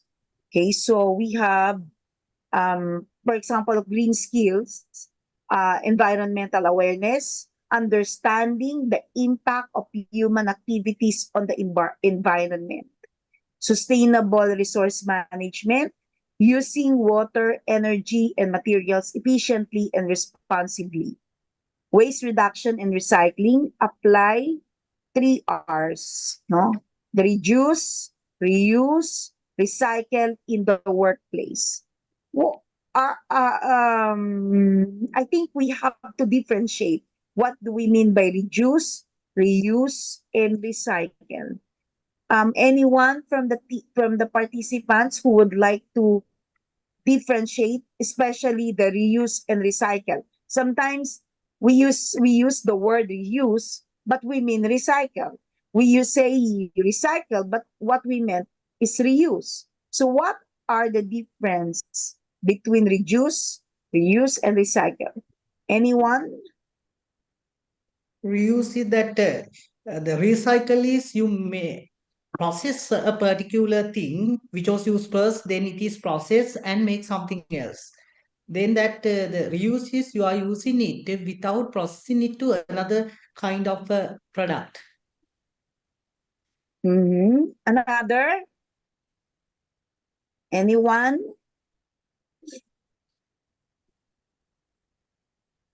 So how do we say reduce? How do we say we reuse? How do we say recycle? Yeah, for me, ma'am, it's reducing, meaning, for example, if you take in terms of environment, they say reducing the use of polythene. Then reuse, meaning if you use the same polythene bag, for example, once again, that is reuse. So once it is done several times, if we can, like a previous participant clearly mentioned, if we can use it for, in a kind of a process to be made into something else, that is recycled. Okay. So when you say reduce, it means we would not add any waste. Like, for example, reduce, it means, okay, so for example, of the reduce is not using, that we will use it just for once, no? We will bring, for example, we will bring a container when we buy food. So instead of using any plastic, so we will reduce the waste because we will not buy something that will become a waste. So that is reduce. So when we say reuse, we will use the something without changing its face. For example, a paper. So those paper that being used, we will reuse it as a scratch paper. For example, for a memo. Okay, so it would not change its form. So when we say recycle, for example, a plastic would undergone a process to become a something else. That's right. For example, a plastic bag will become a chair, and that is recycle. Okay, so a paper, and it will become a bag. Okay, for example, a paper that being used, that is already used, will be recycled into a bag, a paper bag. So that is recycle. So if it's gone a process, there's a new product produced, and it becomes a recycle. Okay? So that is the difference between the three: the reduce, reuse, and recycle. So that's why in our country, we have area of recycling recycling of the materials. Like they can get a sack or a kilo of rice, not a sack, sorry, 1 kilo of rice for a certain number of bottles, plastic bottles. And those those office or area who collects, they are the one collects the bottles, the used bottles, or the bottles, they would put in the recycle area or factory, and it would become a chair, student's chair or classroom chairs. So that's what they do, no, in order to recycle those plastic bottles. But if we will use the bottles by itself, and then we'll just reuse, like when we bought drinks or a soft drinks, a cola, and then this plastic bottle we reuse as a water container, and then we reuse the bottle. So another green skills, no? We for generic. Okay, we have the energy conservation, water conservation.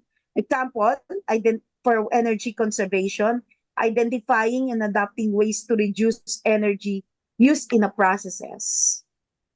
Okay, so we have the water conservation, implementing strategies to minimize water consumptions. For example, in our plumbing, no, in the toilet.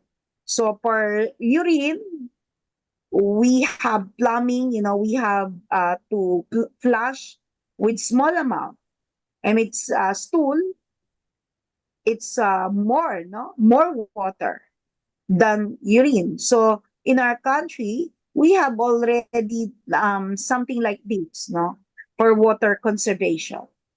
And also for hotel, like for housekeeping, they are using more water.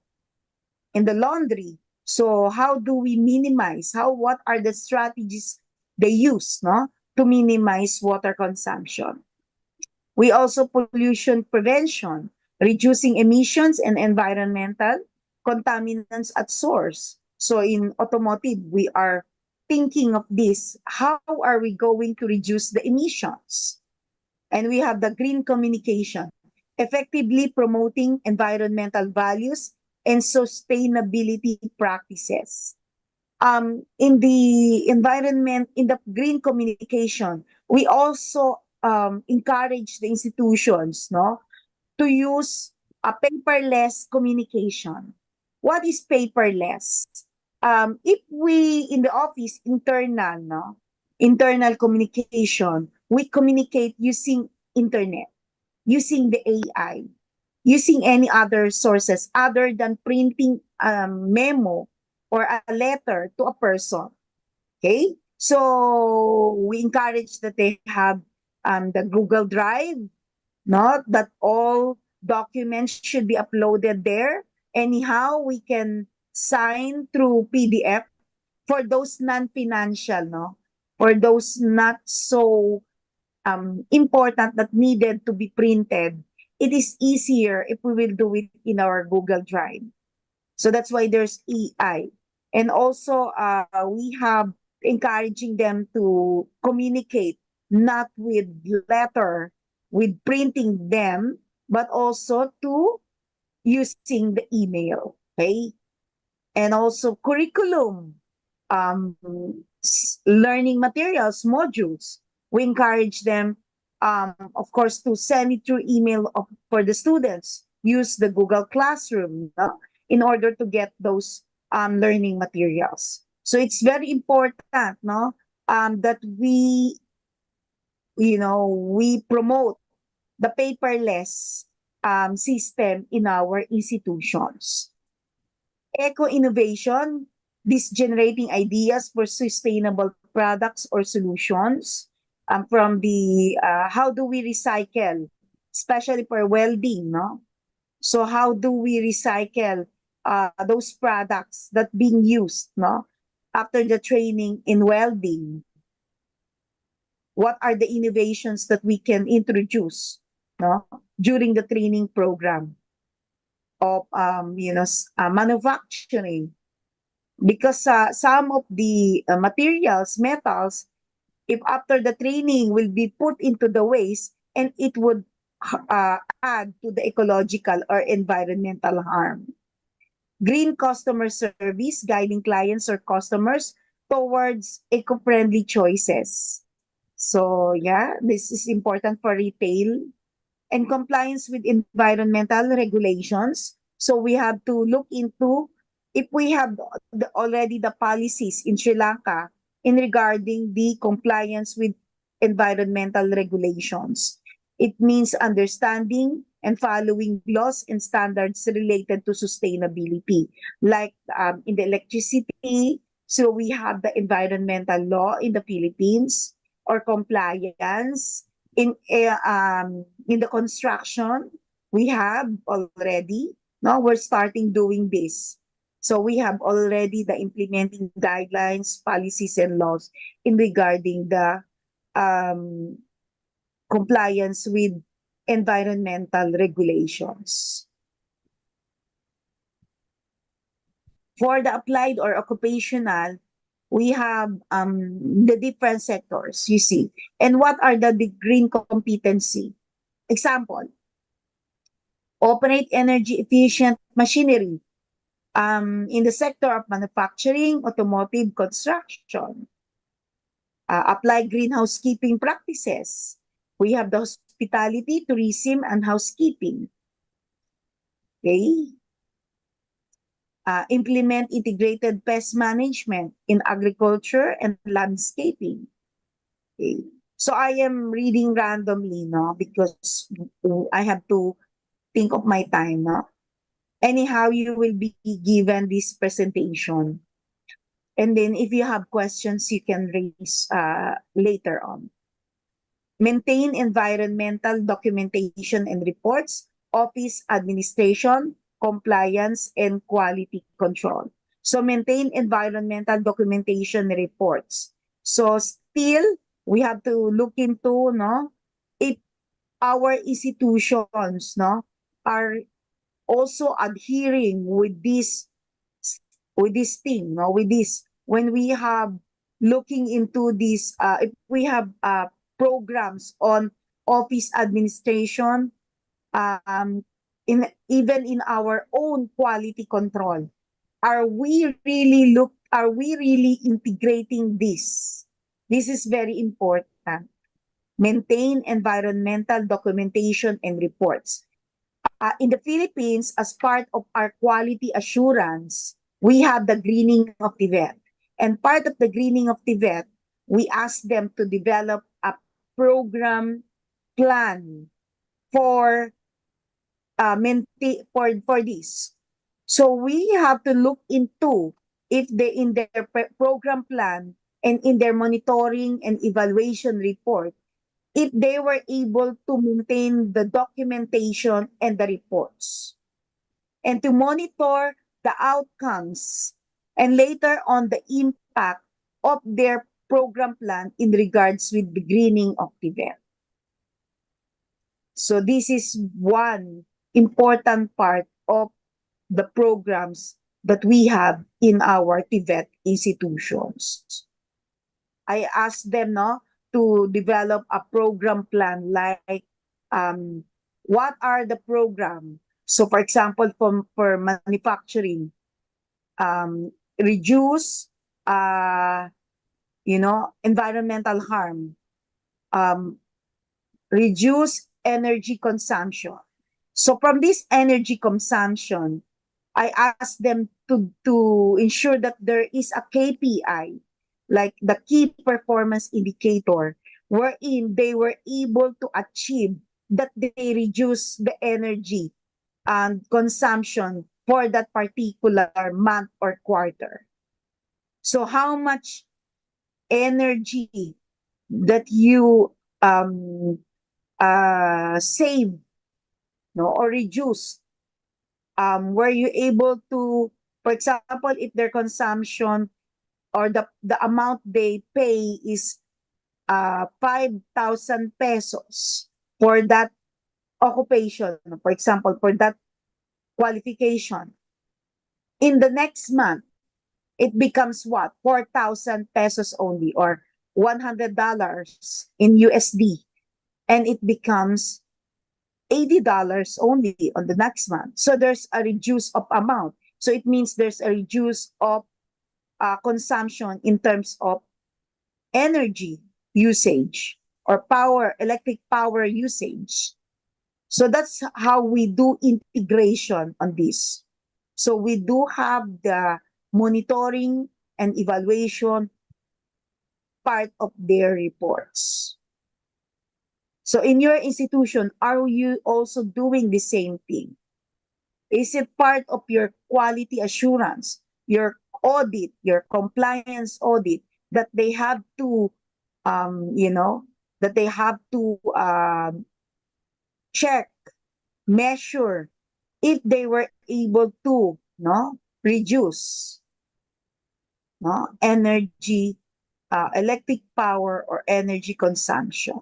In water, at the same time, they have the program for rain, especially right now, the rainwater they collect and then they use, they process and they reuse.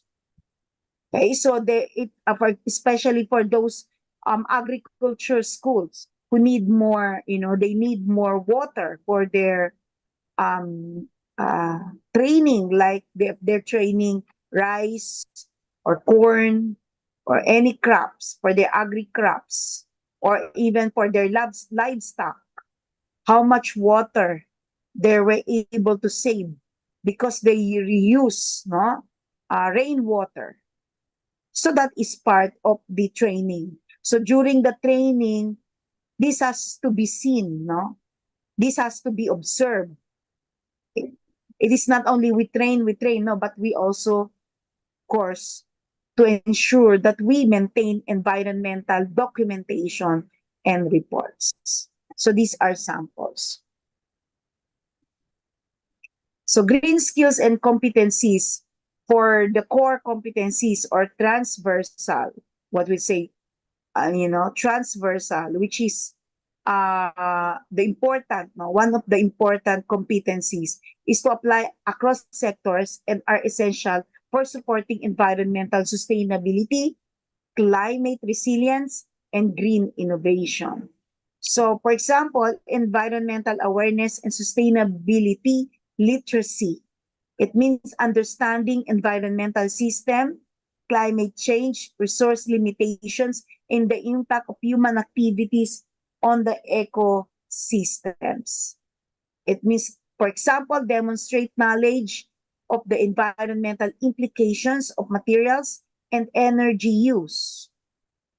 So this is part of the competency that we're looking into, how they will demonstrate the knowledge that they have in terms of environmental implication. In the workshop, for example, are they using the proper waste segregation?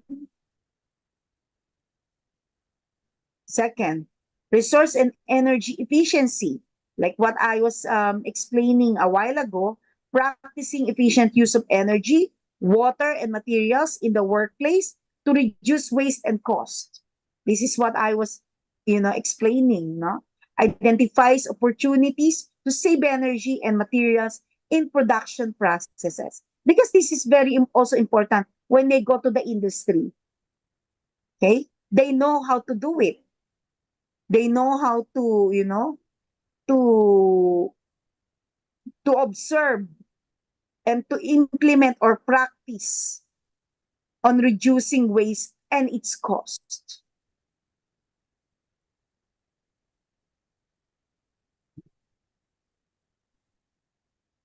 Then waste management and pollution control. Ability to manage, reduce, reuse, and recycle waste to minimize pollution and promote cleaner production. Okay. So as competency example applies the 3 R's principle in daily work activities. green problem solving and critical thinking, okay, ability to analyze environmental problems and propose eco-friendly solutions. So they identifies or the students identify alternative materials or methods that minimize ecological impact. So part of our training, part of the training, we ask them to think outside the box. Think of something, if, for example, they have this waste, in welding, they have the scrap. So what are they going to do with this scrap? So ask them to think of innovations or research on something that this scrap or waste can be useful again, and it would not just put into the trash. Okay? So we have to ask them not to analyze problems. So that's why part of the mapping is analyzing environmental effect and harm. Okay, so that is also one part of the mapping, that the curriculum mapping. So if this problem arise, how do we recycle this waste? So we ask our students. So in the curriculum, when we do the curriculum, we encourage our teachers and trainers to think of activities, to think of methodologies, teaching methodologies, which promote critical thinking and problem solving, which is also related to greening of TVET. Next, sustainable procurement and consumption, understanding and implementing environmentally responsible purchasing and consumption decisions. It means sample of competency, select sustainable materials or suppliers that align with green procurement and guidelines. Of course, we have to make our students aware, because when they go to industry and they work there, they could, of course, select a sustainable materials, or if they would be in the supplies, they would think of that suppliers which aligns with the green procurement guidelines. They will be aware of that. Okay, so because they will go to the industry, so when they go to the industry, they would contribute.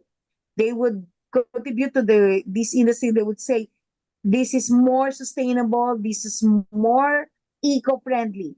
They have to be the spokesperson of what we teach inside our institution. Okay, so for example, they go to the industry which are not practicing the greening of TVET, then they can introduce also this greening of TVET.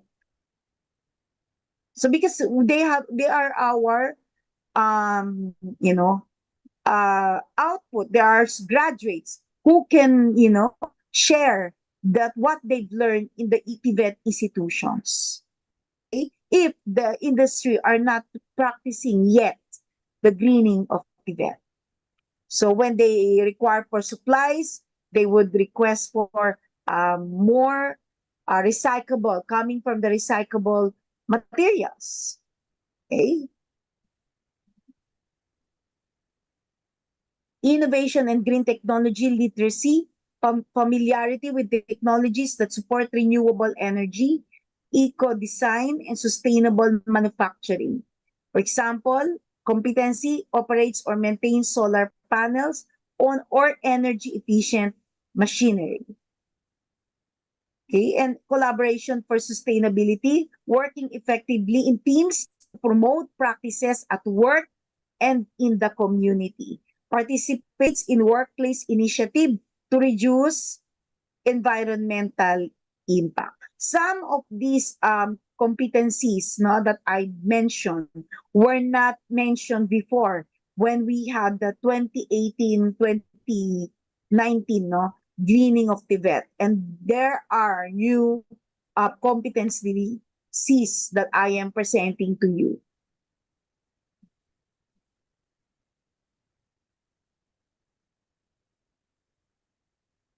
Another is the health, safety, and environmental practices, understanding how sustainable practices improve OHS and reduce environmental hazards. Example of the competency: follow protocols that minimize harmful emission and protect worker and health.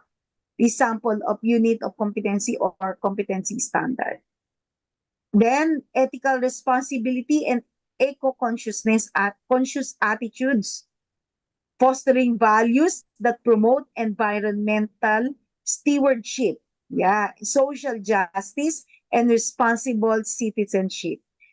Example of this competency: advocates for environmental awareness in the workplace. This is what I was telling you, no? Actually, in advance yung explanation ko. So advocates, they are the advocator, or the one advocates for environmental awareness in the workplace. They are our steward, no, in regards with greening. And last is the adaptability and resilience to green transitions, capacity to adapt new sustainable work practices, technologies, and labor market needs. It means learns and applies green upgrades in production processes. So this means they would able to, adapt the new work practices, technologies, and the labor market, which in the next 2 to 3 or 5 years that the industry or the market requires. So this would be required that they have the knowledge, skills, attitude, no, and also the skills that the greening skills that needed by the industries. What is curriculum integration? Before, what we have experienced, that the institutions are doing like a seminar, greening, no? But we thought that it should not be like that. It has to be integrated. It has to be there, not only embedded, but integrated. Because when we say curriculum integration,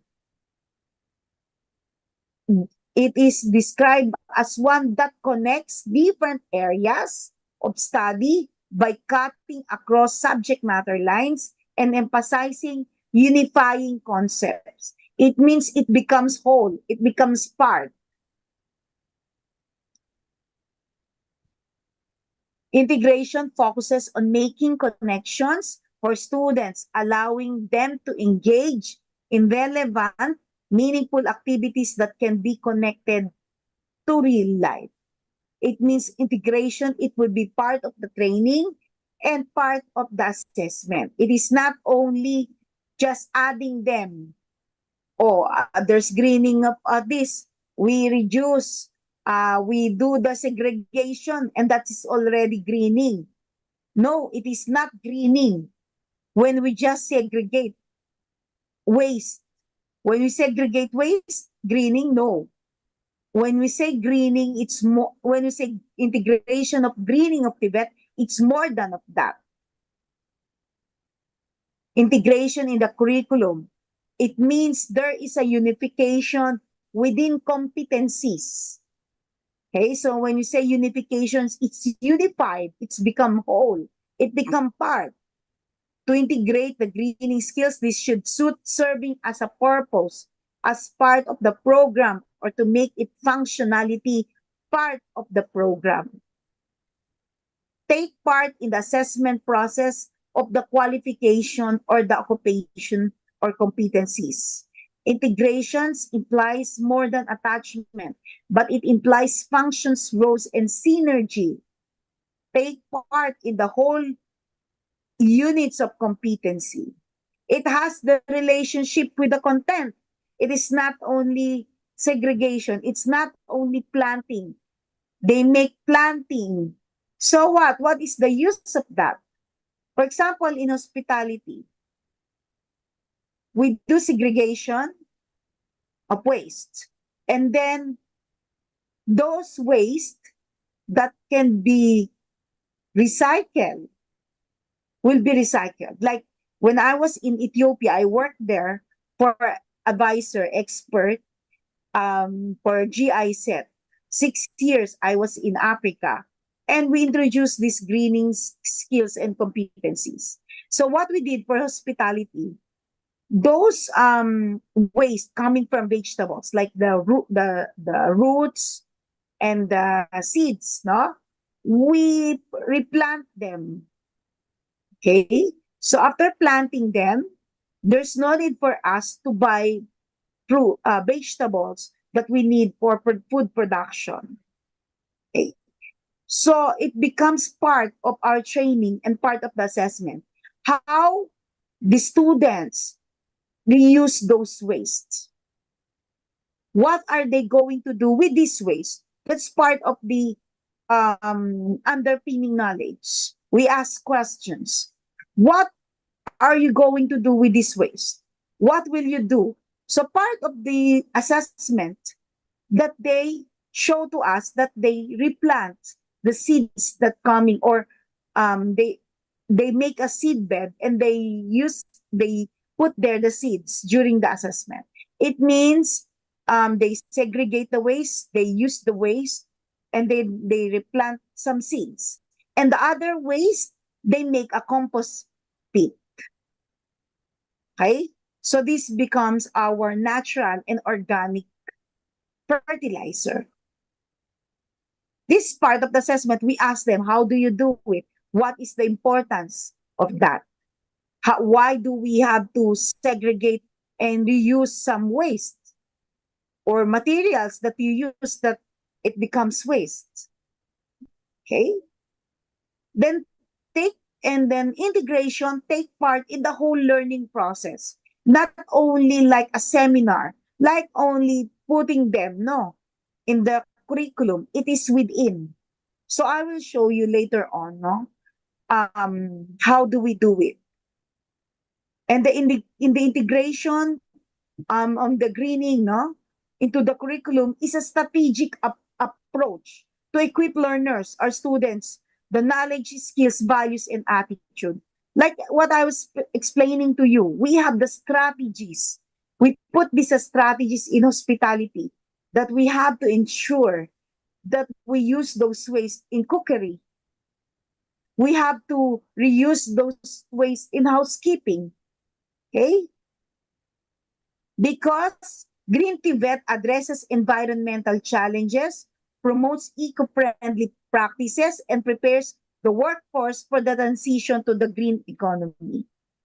And also emphasize, no, to sustainable resource use, energy efficiency, climate resilience, waste reduction, green technologies across various sectors.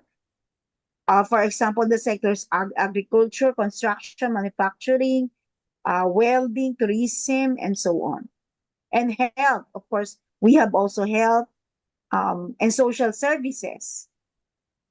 So curriculum integration involves both the mainstreaming of green competency into core occupational standards. This can include, how do we integrate? First is greening the existing course or program. It means incorporating environmental modules. For example, waste management in automotive servicing. Okay? Then for another is developing specialized green qualification, like developing qualification in installing solar panel, because this is our different skills requirement than the usual EIM, electrical installation and maintenance. This requires additional competencies. So this can be developed as a green qualification. Next, introducing transversal green skills such as environmental awareness, eco-literacy, and green innovation. It means integrating and introducing these transversal skills like the soft skills that I was telling a while ago.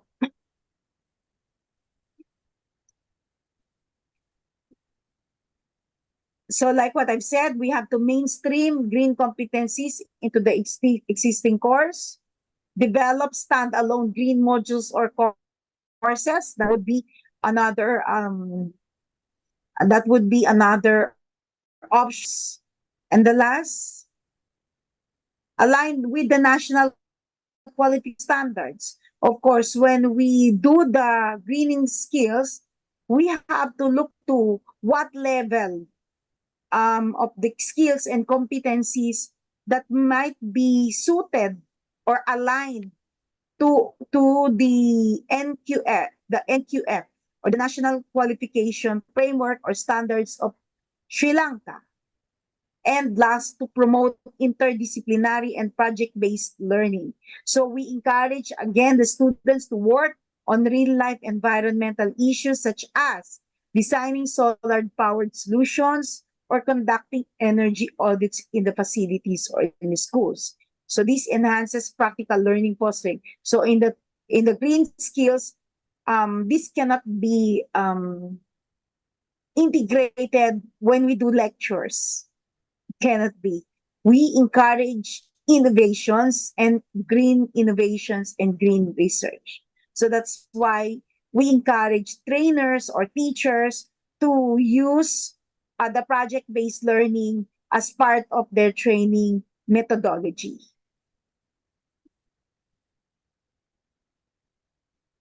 And also, part of the integration is use green contextualized learning materials, of course, such as the case studies, videos, multimedia resources, no, that highlight sustainability practice or practices in various industries. Teaching content should reflect real-world green practices and innovations. And also integrate sustainable practices in the workshop activities, such as, no, simulation should model behavior such as proper waste segregation, using non-toxic materials, and reducing water and energy consumption during the training exercises. I explained this on how we do it a while ago.